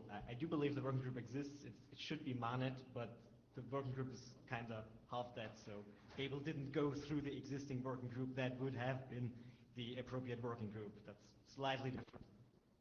So we do spend, it's just not on the slide, right? This is Chris Hobbs again, DT. So it is in the document. It's just not on the slide. It's not like we're hiding it. Yeah, I mean, the first slide that I said listed the base ISIS spec and the ISO spec number for it. Yeah, I just want to comment on this question of individual submissions and different types of RFCs. So I think it's actually two different cases. So if you have a situation where everyone agrees that you have stable technology that works very well, and upgrading its status, that's a reasonably short task that we could do in a reasonable amount of time. If On the other hand, the cases that you actually need to do some technical work and enhance it somehow to get to that level that everyone agrees that that's a reasonable protocol, then that takes longer. And you need to figure out which case we have here. And I guess you were saying that we have the latter case. In my opinion, I mean, I'm not the world's, I don't get to decide. I'm not the IETF chair or anything. Peter? I'm Peter Lofgren. Last word on this, please. I think that we are mixing something. What I hear is that we need an adaptation layer to speak IP packets over strange things. And this case happens to be wireless with hidden nodes, and we did a lot of research on that in the 80s, by the way. We need an adaptation layer to make things run over it. It's like routing protocols should be media independent the way the IETF protocols are laid out. So I think we're mixing things up and down and left and right here. And by the way, this IEEE thing you're referring to, the wireless thing, is that an RFC or is that an IEEE standard? IEEE 802.11 is Wi-Fi. Can we use that in the IETF because it's not an RFC? Okay, don't be a troublemaker. Can we go to the next slide? Implementation status. There are multiple interoperable implementations of ISIS independent implementations. There are 3 open source implementations that I'm aware of anyway. Auto ISIS, which is written in the language Erlang, which makes it perhaps not suitable for use on restricted nodes or really kind of anything we probably want to put in the home. But there's also this alpha quality Quagga implementation written in C. And then there's a stub implementation called Tiny ISIS, which is also written in C, I think by Chris. But no. And there are multiple proprietary implementations. This protocol's been around and running on corporate networks for a long time. There are 2 open source implementations of Babel that I'm aware of. One is BabelD, written in C. One is SBabelD, that's the stub implementation, written in C. While they're independent, while they're separate implementations, they are not independent because they were written by the same person, Julius, who also is the person who wrote the specification. There are no proprietary implementations that we, the authors, aka Julius, are aware of. David Lampotter. The C implementation in Quagga is used in production networks. Please at least call it beta. Yeah, well, I know that the Quagga website claims it's alpha quality. I forgot to update that. Okay, thank you. Go update it. Thank you.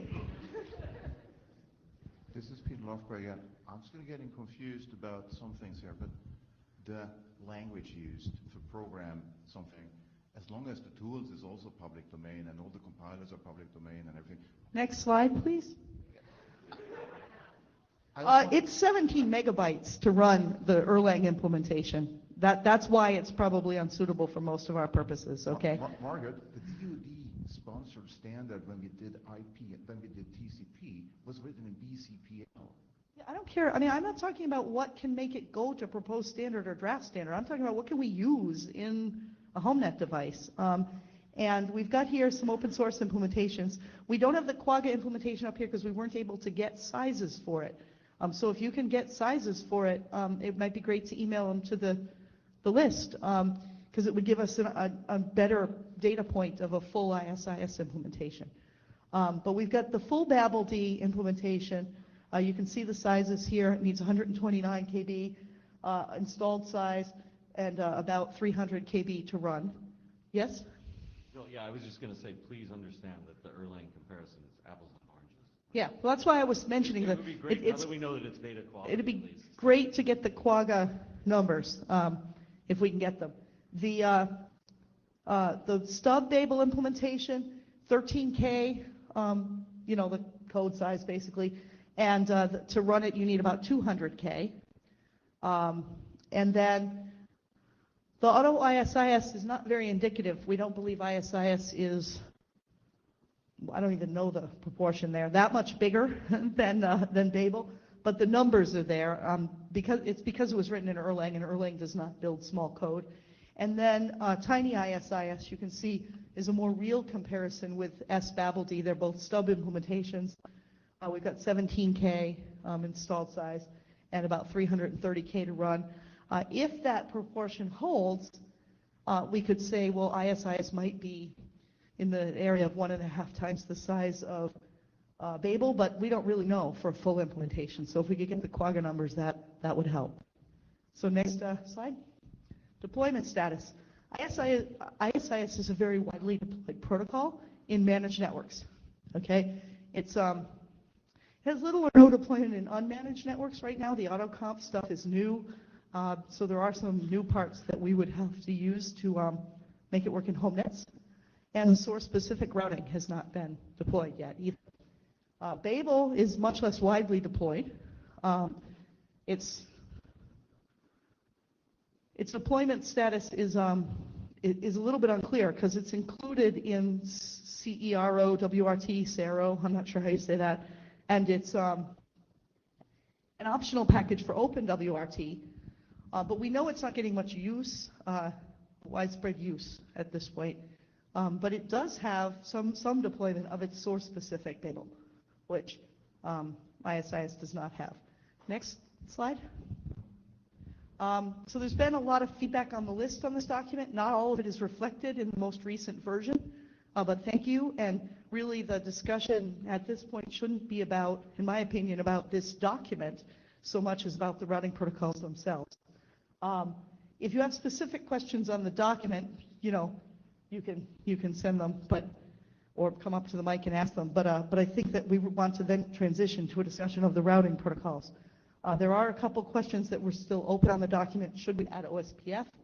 And do we need an improved section on security? And if the working group does not make a decision today, we can talk about whether that stuff would be helpful. But I think it's hoped that we'll make a decision in a time frame that really kind of makes that all a moot point. Yes? Pascal Hubert, clarification question here. Do you make the strong assumption that there is only one routing protocol in the home? We made that decision last time, that there would be one Homenet routing protocol, Well, sort of. The fact that you have one Homenet routing protocol doesn't mean that you don't have stuff. I mean, we assume Ripple will run on Zigbee probably. I mean, we talked about treating that like a stub network as far as the Homenet routing protocol. So, I mean, it depends what you mean. What I'm getting at is redistribution. If you have a gateway of some sort which attaches an IoT network, such as a Ripple-based network, to your home network, then you also need to think about, how do I redistribute my IoT protocol into my core protocol? This is covered in the architecture document.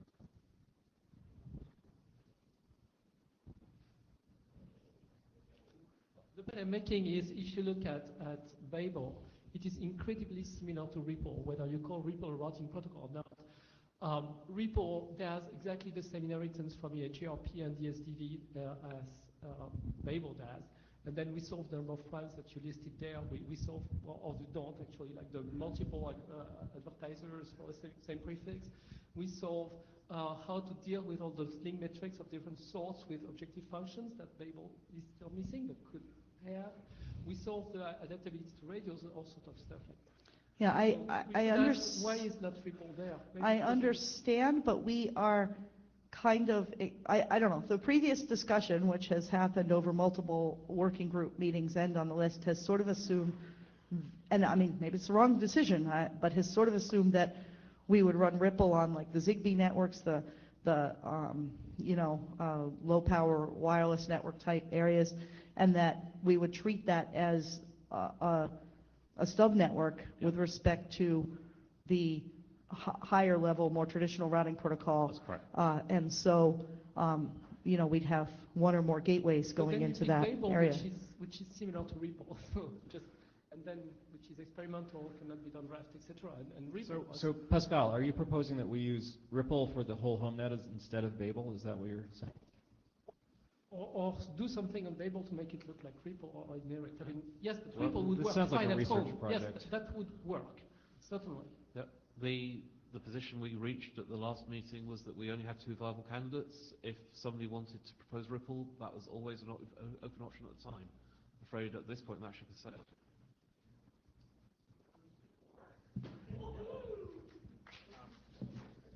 David Lamenter. I think I'm seeing Pascal's point a little differently. I think we need to look at mesh networks the same way we look at ZigBee low power stuff. But the problem is, behind the mesh network, there can be more bits of the Homenet, so we can't really treat it like a stub network. I do think it might be useful to draw a line and say, no, we are not including the generic mesh in the Homenet. And I don't think we said that we would do that. David, we actually, in the Homenet architecture document, it explicitly says that those types of networks are stub networks and that we will not route Homenet traffic over them. Over mesh in general? Yeah, No. partially because HNCP over- and so over- forth are too much of a bandwidth hog to run over those networks, so there's reasons. Low power lossy networks. There's a difference between mesh and low power, not mutually exclusive. Yeah, we didn't exclude mesh networks, but we did exclude LLMs.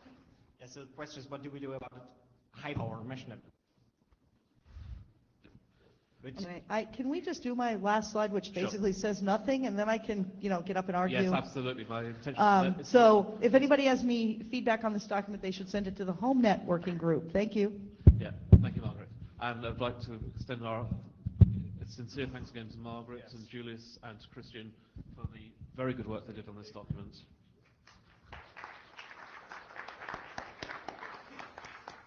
Yeah, that was very much appreciated. And I should probably if he doesn't mind, let Ted set the scene here now as our AD and in Mark's absence. And given in light of a lot of discussions been on in the background with various other ADs and the ISG. So this is a real morass, and I don't actually know how we're going to get through it, but we have to get through it. I see people walking up to the microphone, kind of swaggering a little bit as if they're going to say something, which everybody always does. I would like people to be really, really careful what you say at the microphone, not in the sense that, oh my God, you said something bad, but in the sense that don't say something useless. We don't have a lot of time here, so please don't get up and just say something that really doesn't matter and isn't going to help us to move this discussion forward. What I'd like to do, given the amount of time we have a little under 45 minutes, I would like to try to figure out what issues we actually need to debate. And the issues that I think are kind of at the top of the list, not in necessarily order of importance, are the transitivity question. Do we need transitivity? Do we need support for cases where we don't have transitivity or not? I think the answer to that was no, but that's still a little bit of an open question in my mind. Optimization for lossy links, which is something that seems to be a feature of Babel and not of ISIS. And then the consensus process, if we were to choose Babel, how would we get to how would we get to the point where we actually were able to deploy something? So before we get into those issues, I'd like to ask if anybody else has any other high-level issues that they think we really need to talk about. Okay, so we've got a couple people in the line. Could you guys step forward and say what those issues are, briefly? Lorenzo Colletti, I think we need to decide non-technical issues primarily. We primarily need to decide how long we're willing to wait to make it. Okay, that's the third item that I brought up. Okay, yeah. Stephen Bart, and I want to point out that we should probably think about how big is our future Homenet. Are there really many redundant links in the home network? And I think these generic questions really affect these things. So a clarifying question. Do you think that one of the protocols differs on that point? That if we chose Babel that it would fail, and if we chose ISIS it would work, or vice versa? No, So if you don't think that, then we don't need to talk about it. Because, no, seriously, we can't talk about stuff that we don't need to talk about. This is from Julius. Regarding optimization for lossy links, more generally optimization for networks that have links of varying quality, not only loss, okay. That's a good clarification. Very variable in home nets. And it's actually swap bandwidth and throughput. Thank you. Okay, so let's cover these issues in order. Oh, we have another one, Ross? Yeah, I got up because I thought I had an issue that we should worry about. Now, I'm not sure, this might be less of an issue in homes than it is in bigger networks, but certainly in bigger networks over the years, just the dynamics of how routing protocols behave when there are changes have been something that needs to be considered. Yeah, convergence has been Convergence, addressed in the document already. Right. And I think the conclusion was that they're not significantly different. So again, just to clarify, do you think are you aware of a difference between Babel and ISIS with respect to convergence? I'm not. I don't know Babel well enough. All right.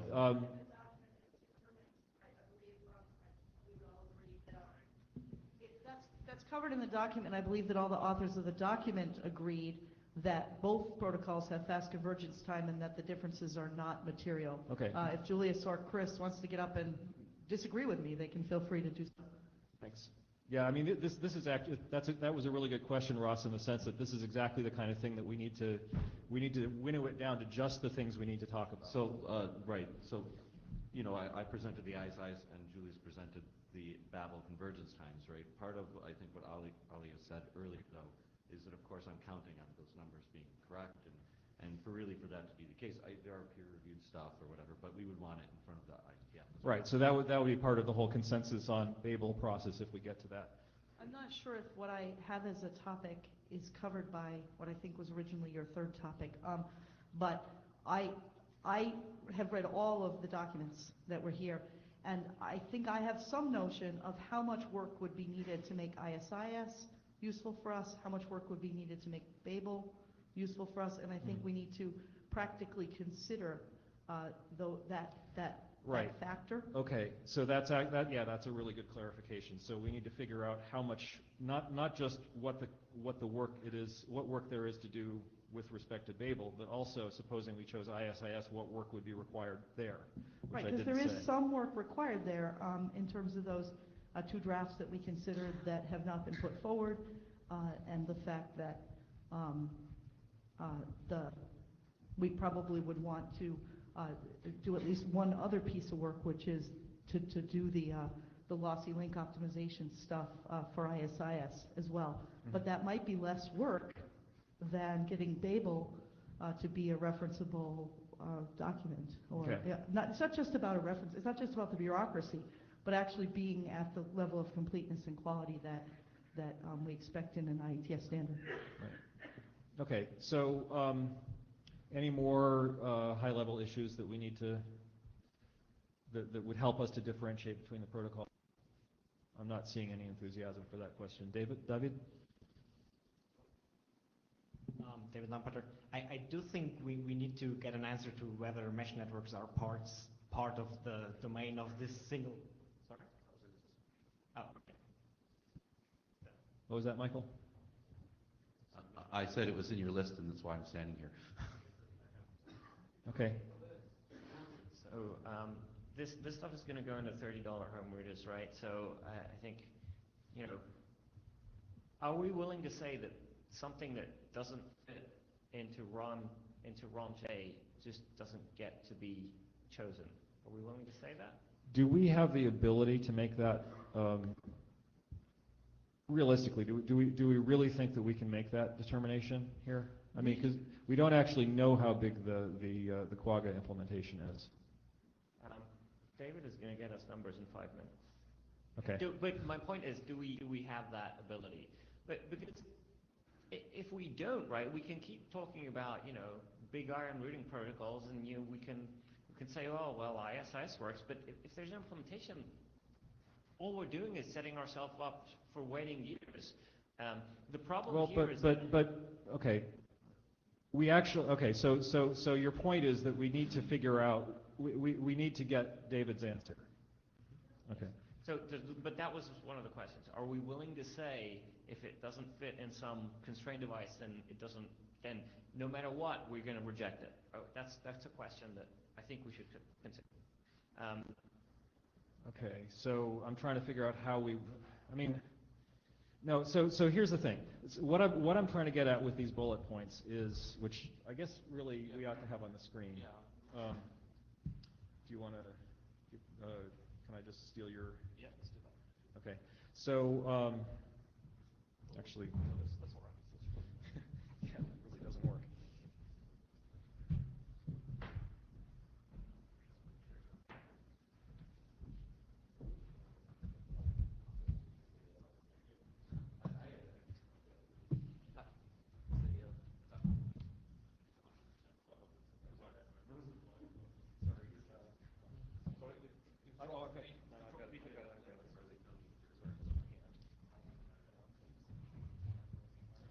So one of the things on the slide was about OSPF. Is that still open? I mean, or is No. the routing list the routing choices are closed at ISIS and Babel? We would have to have a pretty strong argument for reopening that. Yeah, that's what I was asking though. Would that be one of the things that would be discussed? Yeah, I mean, we can't 100% say absolutely ruled out, but it's got to be a very, very strong case to reopen that argument at this point.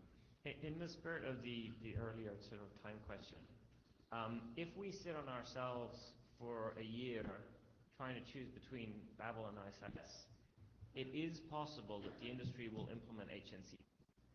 Okay? Now, we can say that that's dumb and that they shouldn't do it and all this stuff, but all it will make us is irrelevant. So I guess, again... So you're saying that we should plan for failure? I'm saying, should we consider the alternative that is actually just running HNCP because it is running code? Okay? Have we already ruled that out? And how long... Okay, Lorenzo, these are the kinds of questions that I would really like us to not ask. I will answer your question briefly, but I think the answer is obvious, and I don't know why you're even asking.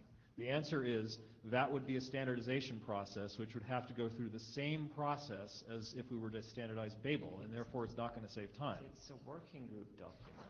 It is a working group document in this working group, which would have to get consensus in the routing area, and that would be a process. Because now you're making it into a routing protocol. So you see the problem? What would actually happen is that a bunch of people will get into a room and find the TLVs that you need to do routing, and then they would take those TLVs and implement the routing protocol, which already exists, is already running code, and there's a draft edit. They implement that, and then 5 years later we come up and say, oh, we've chosen, other, and nothing happens. Okay, so I'm just saying that's a fairly scenario. So we should consider the reality of that as well. Yeah, I mean, perhaps we could get some guidance from Alia on exactly where the routing folks would stand if the topology flooding information that's already built into HNCP happened to effectively allow that to be used for routing.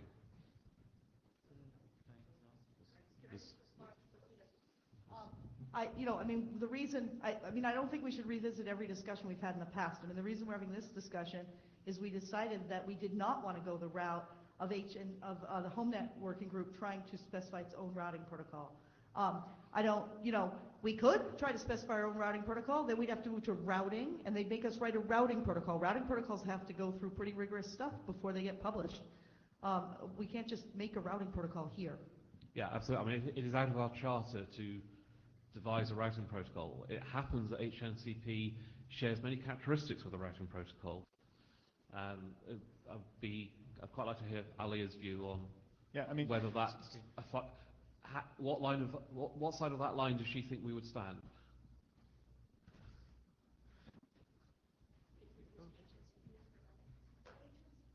We can do it. We can use HNCP for routing, and I'm afraid people will do it. And I think here the issue we have a timing issue. It's like we have a beauty contest between two routing protocols. People are trying to kill each other not to see the other routing protocol being chosen, and both have specifications issue and implementation issues. Like the Babel is not specified correctly, but we have a perfect implementation, and ISIS is... May I point out the reason why we have a timing problem is because people insist upon having really long, detailed conversations about things that we can't change. Okay, let me finish, please. Let me finish. I think we are... Right. Yeah, I think we are not going to make it right. I think we are going to, we either won't be able to make a decision or it will be wrong. So my point is, I think I never heard somebody saying that before, but my point is, even if we choose one, we may be wrong. So Yes. even if we choose one, we need to be able to make it right later, right? That's the thing. We need a mechanism to a different routing protocol later. Please, we don't have time to rat hole on every single possible way that this could go wrong. What we're trying to do here is make a decision as to whether we're going to adopt Babel or whether we're going to adopt ISIS. And maybe the working group doesn't want that. Well, the working group had a consensus to do that in Honolulu. You can't force the working group to make a decision. So if the working group is going to not go along with that consensus, which is a legitimate thing that the working group can do, then what that means is that we're going to have to revisit the consensus, and that is what we have done in multiple IETFs already. So what you're proposing to do is actually exactly the thing that's causing us to fail. I'm just saying that we can choose one, but we need to be able to choose another one in 5 years, 10 years when we discover. Well, that's that fine. we were Nobody's wrong. saying we can't. Okay. Yeah, that's fine. Alia? If it's doing routing, it's the routing protocol. Right. Okay? Okay. This is not a special case of Babel versus other things. If it's routing, it's doing a routing protocol. 10 yen? I have some ideas for how we could help decide, but we do need to get a decision done based upon preferably real, actual routing requirements, and I haven't seen those written down. Okay, so Parce que tu verras exact same point. okay, let me remind you of the process that I said we were going to follow at the beginning of this. Okay, if you disagree that if you say that this is the wrong process, then we could have that conversation, although it'll take even more of our remaining 28 minutes. The process that I suggested was that we come up with a list of bullet items that differentiate between Babel and ISIS, and that we explore those issues, and only those issues, because we don't have time to talk about every single issue that we could possibly talk about. I guess let me get a hum from the working group. Does the working group in general believe that that process is a valid process to follow, that we should follow? Or if you believe that we should follow that process, then please hum. The process is we came up with a list of bullet items, and you can see my rough notes for those bullet items on the screen. Or maybe you can't. I don't know. Is it too small? It's too small. Here, I'll. Huh? No, that won't work.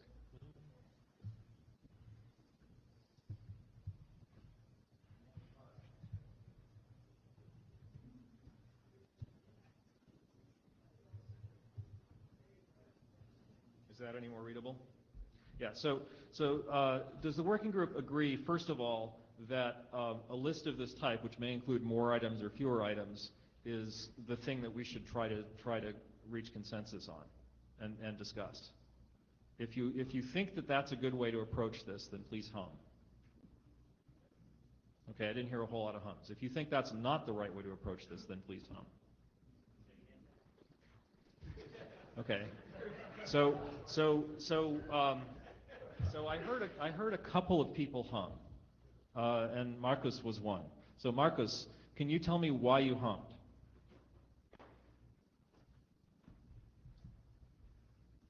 I don't think we should set a routing protocol, but that's my personal problem, and I'm willing to deal with it if we actually come out of here today with a routing protocol.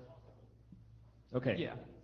That's my point. Fair enough. All right. So what I'm getting is that basically nobody in this room agrees that we should discuss these points, and that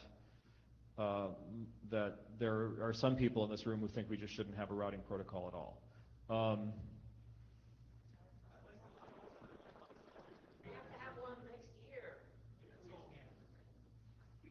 Well, no. So I'm trying to come up with a way to get us through this decision. And if this is the wrong way, that's fine. I mean, I'm an idiot, right? I don't know any better than anybody else in this room how to get through this decision. This is just some idea that I came up with for how to do it. But that, a giant line of people at the microphone, all of whom want to say something that's not actually necessarily going to get us towards, maybe it will, I don't know, I hope so, but I haven't heard a lot of convergence on what's been said at the microphone here or at previous IETFs. I think if we don't try to constrain what we're trying to do at the microphone line before we start having people talk at the microphone line, we're going to get to the end of this meeting with no decision. If you keep letting people yell in the room and then come to the front of the microphone line, like me, we're never going to get to have any discussion at all. So Okay. why don't you make people stand in line to talk? Some All right. people are doing that. All right, so does anybody have an alternative proposal to make? So I'm just adding stuff here. Lorenzo placed a point, which is time. I think if you want something, you probably want to say by when. And the other thing is the one that Alia said is, okay, you want a routing protocol, what are your requirements? And when you make those differences between routing protocol A and routing protocol B, then you ended up like saying, oh, this should be requirements, and they are not served the same way by those two routing protocols. And now you've got that. Probably what you want to do is say, oh, Mr. Routing Area, what do you have which fits these requirements with this time frame? And just back to Babel, that taking something small and allowing to go on a bigger network is probably much easier than taking something which works for big stuff and shrinking it. But the routing area as a routing area working role, we can still do the work that you want if you just tell them what you want. Right? Turning REPL into Babel is basically using any router in the network as a route for REPL. And there you are, you have the same behavior exactly. But the way to get there and the time it will take you to get there is not the same as starting from Babel.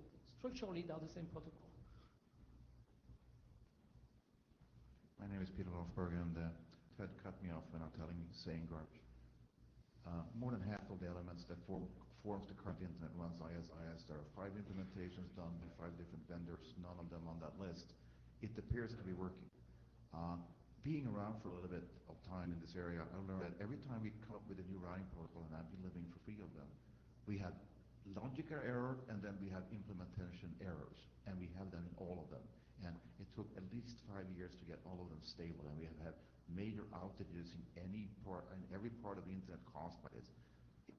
It sounds like we have, with ISIS, we have a working platform. We know it works as a routing protocol. We know it works. There's a lot of expertise. There are missing pieces that, to me, sounds like adaptation layer to specific transport things. And some features missing. Features like extra TLVs are dirt simple to add, as they don't really require any change to the protocol. You just add them. We have people who wanted to do a completely new thing, but it also includes the adaptation layer. So it seems that we can actually improve the risk of actually having a successful thing that actually works. Because what scares me is there are people here in this room that have 100 million customers. There are people in this room that has 20 million customers. How on earth do I debug and fix those boxes if we find out we made a mistake on the logic, not just a single bug? So if you guys want the routing protocol that works, we have free in the IETF. Just pick one. Now, special personal comment. If I get a call from grandma who has a network, and you are running ISIS, so I am in favor of ISIS. If I get hold of one device in her network, and I can dump the LSP database, I can know what wires she has. I can know what wires are simplex. I can know what addresses were assigned by other protocols. I have a fair chance to have grandma debug all those other protocols that we're having with these other configurations. I get some tool set. And most of the customers are going to be grandmas. They're not going to be anybody in this room.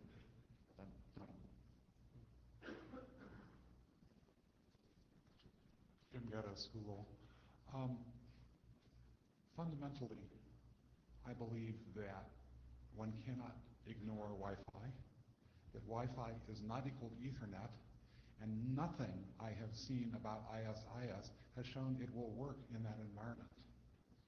Whereas the alternative works today on 802.11 networks and regularly sees competition in battle mesh where they actually test these protocols.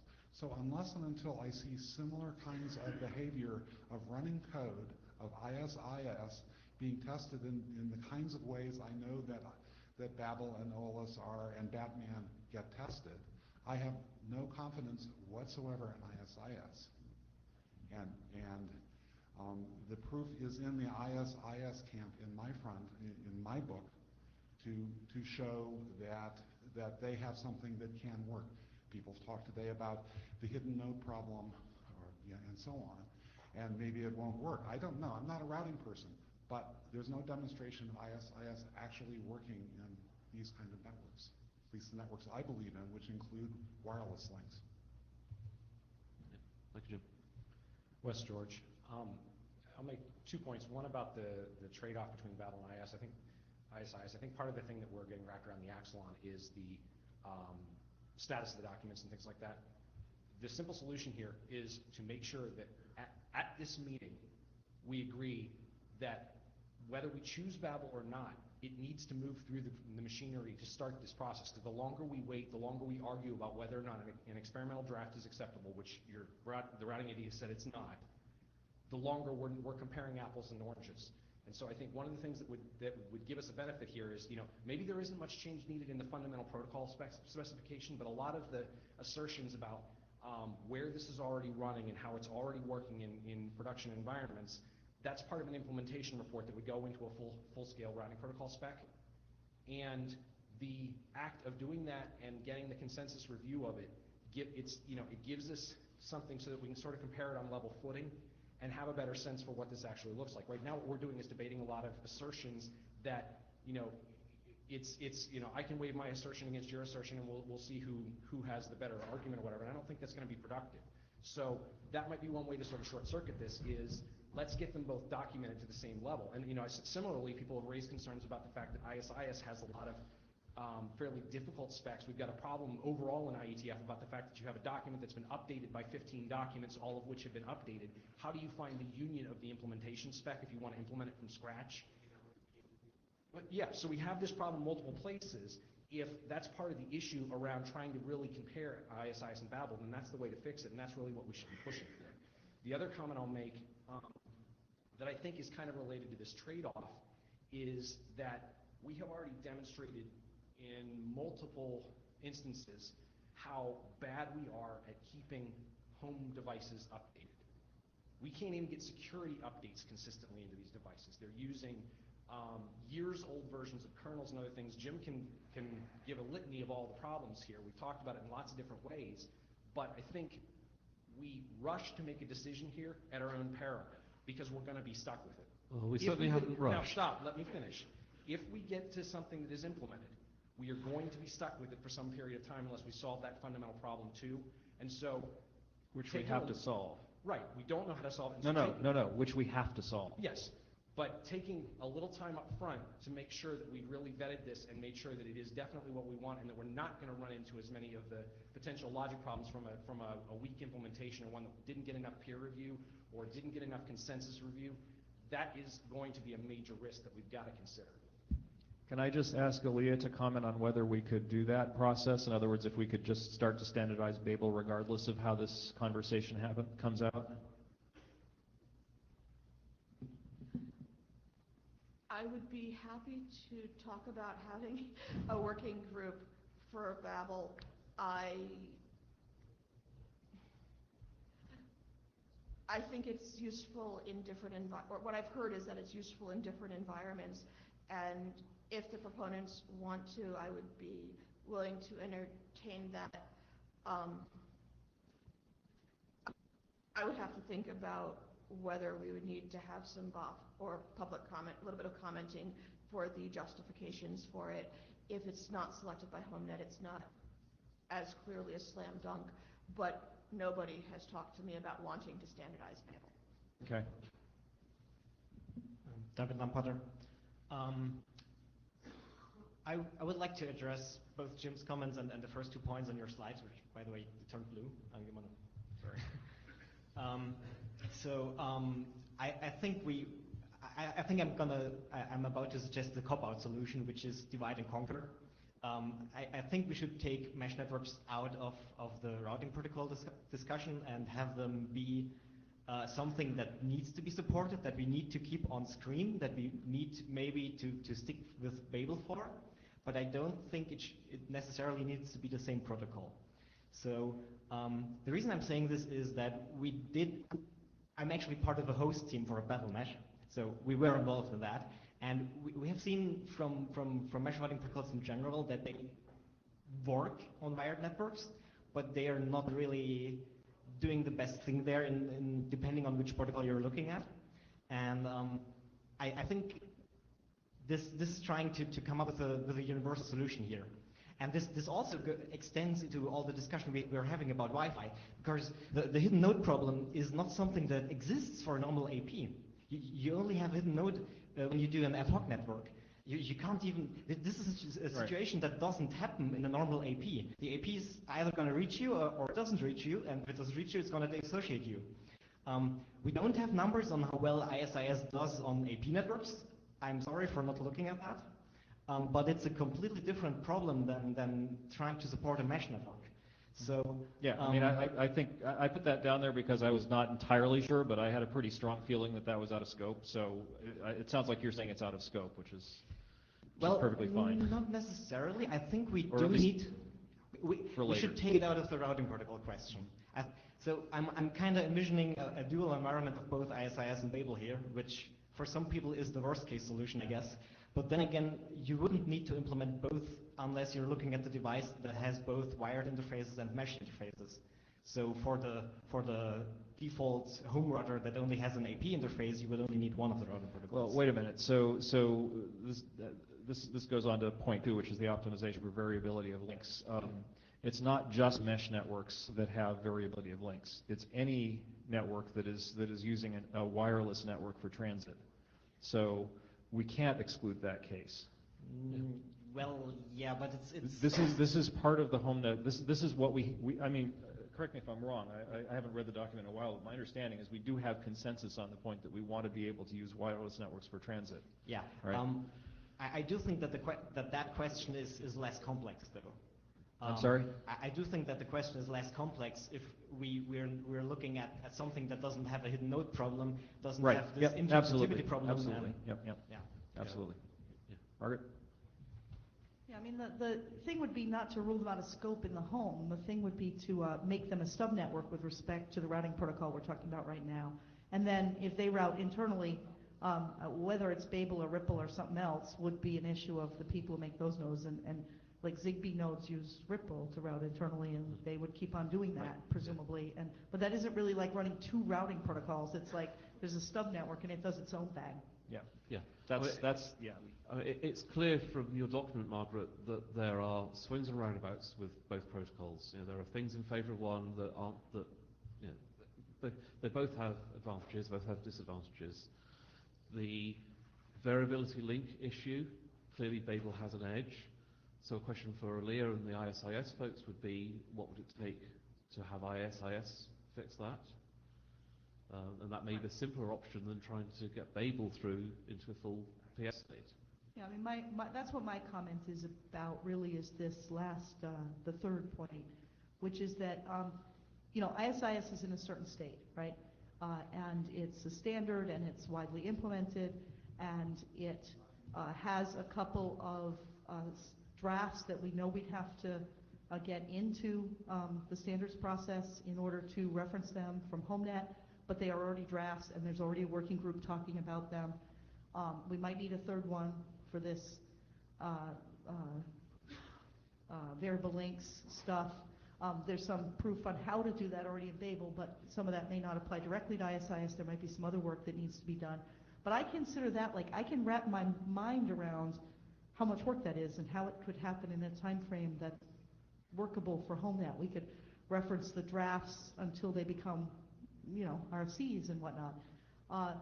I can't wrap my mind around how the Babel thing happens in time for Homenet, because we're not just talking about taking the existing document and shoving it into a working group and rubber stamping it, okay?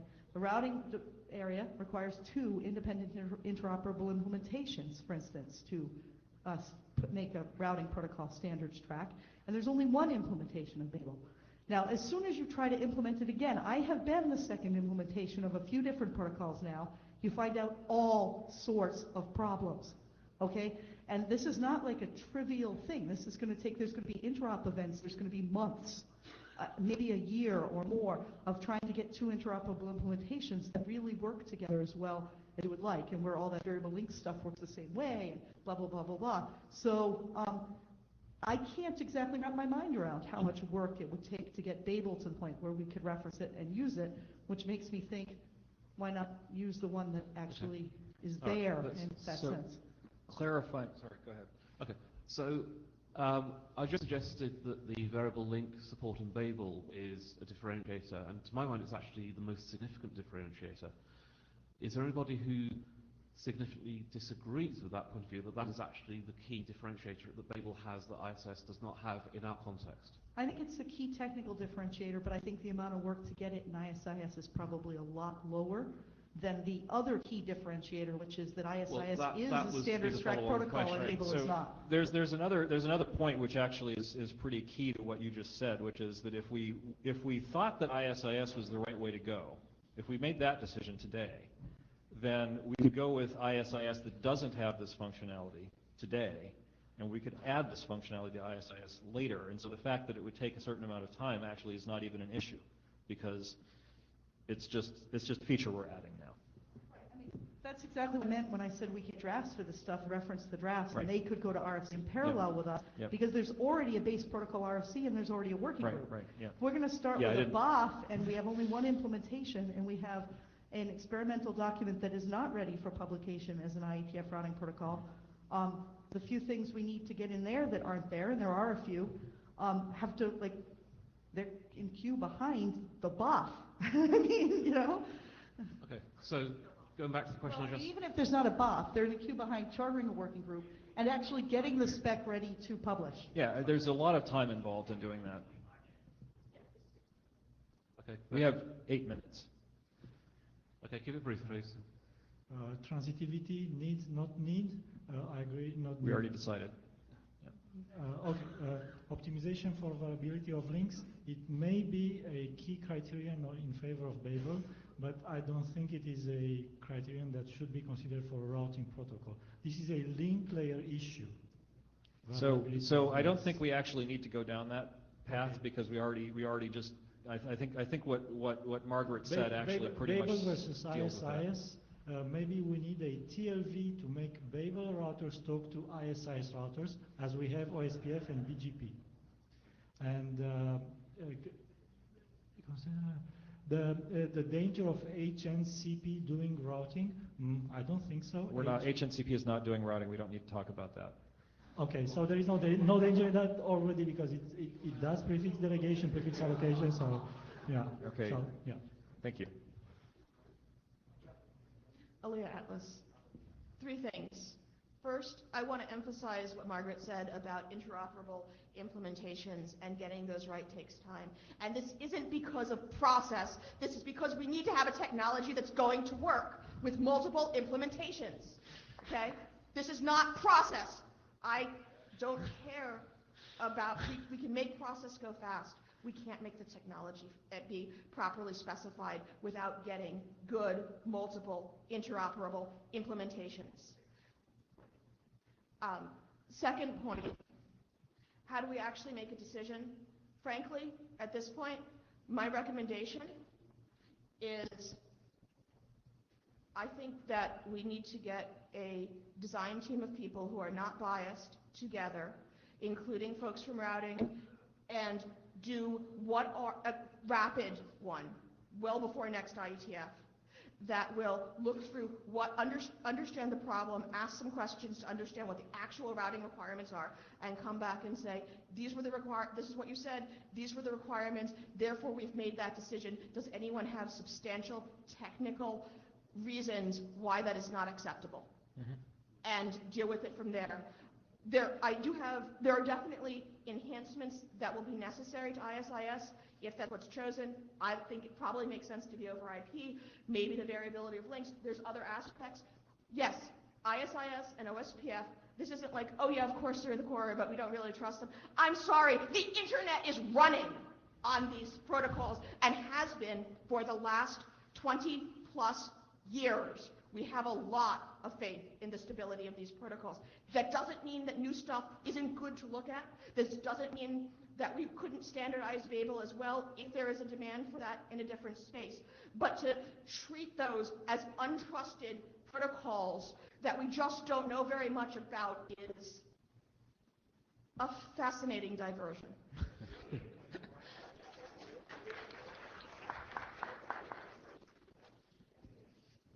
Okay, some of this, Michael Abramson, so I don't think we're going to reach consensus today because we have so different requirements. He wants a mesh network, I'm doing a wired network, and when I decide today, there is no obvious choice. And we're not going to reach consensus here, so let's... Thank you for that, but I'm not sure I agree with you. And I don't think that we need to debate it. I think we should just try to reach consensus and see if we do.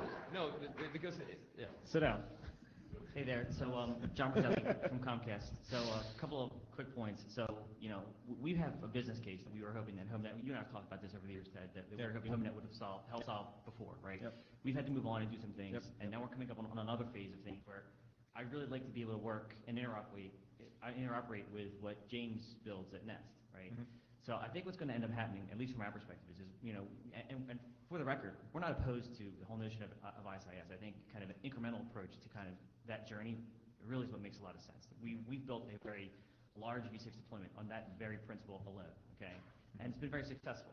So I think what we're going to do, right, is we're going to take a look at HTTP the way it exists today, this fallback, and we're going to move forward with it, right? We're going to take a look at it, and then we'll let you know how it goes, right? And then we're happy to participate with you guys, continue to work with Homenet to see how the ISS discussions go, or the IGP or whatever. But we just can't wait anymore. I mean, I don't want to accept failure, right? And I'm not saying that I am. But what I'm saying is we got to do something. We got to move the ball. Okay. So we have 3 minutes left. I'm done. Okay. Thanks. Before we continue with the mic line, we have 3 minutes left. It's hard for me to believe that somebody's going to say something that's going to change the outcome. Maybe Chops will. But basically, I think you know, Aaliyah and Margaret have both talked about ways forward here. I mean, if I were to ask the working group right now, does somebody? No, I don't know. I can't even ask the working group this. Yeah, I mean, so yeah. Do we actually not have consensus at this point that ISIS would be a hell of a lot easier way to get to the end goal, which is having a working Homenet router? So is there anybody in this room who would disagree with the statement that if we chose ISIS right now, we'd get our Homenet router sooner? Okay. So we've got... Wow. Okay, we've got a lot of disagreement. Sorry?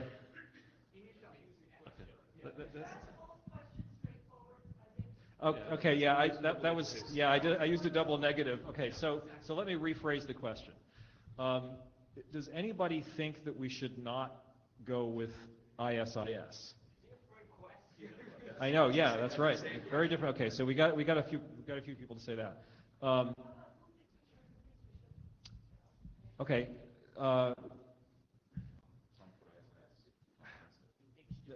There's a guy at the mic that says no, so why don't you say why you said no? Well, so name? Chris Grenneman with only my cowboy hat on. Oh, hi. And at risk of having shoes thrown at me from several, you know, because it's an argument from several years ago, the reason I'm opposed to ISIS is because I don't know that there's a need for a routing protocol in the home. I think you have two cases. Okay, but that's out of scope for this discussion. That's out of scope for this discussion. All right, then the war is lost and you're fighting battles. For sorry. My really quick one was I'm not totally familiar with DNCP, but one advantage also with going with ISIS, right, is it's possible it could be used as a flooding algorithm, right? So you kill two birds with one stone. That we already kind of decided we weren't going to do that though, so because it was just too painful to yeah. So. right, Tony P. Erickson. So a little bit of old-timer input. Peter deployed 5 protocols. I think I wrote way more than 5 and deployed them. 20 plus years. I mean, this is a small thing compared to what was going on during OSP of ISIS. You may have different requirements, and you may justify a new routing protocol. Okay. My input would be the routing area has a set of processes because we have a lot of scar tissue, and we melted protocols a lot of time. Every routing protocol starts small, is easy, seems to work, and then all the hell breaks loose. Okay. So follow the process. I personally have absolutely nothing against ISIS and Babel slaughtering it out in the routing area. And yes, it will take a year or 2 or 5. From experience, you can get it done faster. Yeah. All right. Thanks. So it's 11:31. We're actually over our time slot. We have not come to any kind of decision here. I think that we have 2 choices here. Would it be valuable, just to ask the 2 choices and see Right. where we are? Yeah, I think we have 2 choices here. One choice is that we could decide to just, be expedient and go with ISIS. Another choice is that we could do the what Aliyah proposed, which I think was a very generous proposal on her part, which is to have a design team actually hammer out the requirements and get this done fast. I think I saw some objection to the ISIS proposal. Does anybody want to hum and let's just do a quick hum. Hum if you object to just adopting ISIS right now. Clarification, given the existence of implementation. I didn't mention implementations. How can you not mention implementation? I just didn't utter the words. So next question. Yeah. So next. Yes. Next question. Does anybody? Runs on OpenWRT on standard boards that are used to build the hardware that you have. So come on, we really don't have time to do this. So could I have a hum in favor of adopting ISIS right now? Okay. So I'd say that it was about 50-50. Classic. All right. Anybody against the design team proposal that Aliyah raised, please hum. Anybody in favor of the design team proposal that Aliyah raised, please hum. Okay, that's what we're going to do. Thank you all for your time. If you haven't filled in the blue sheets, please come to the front.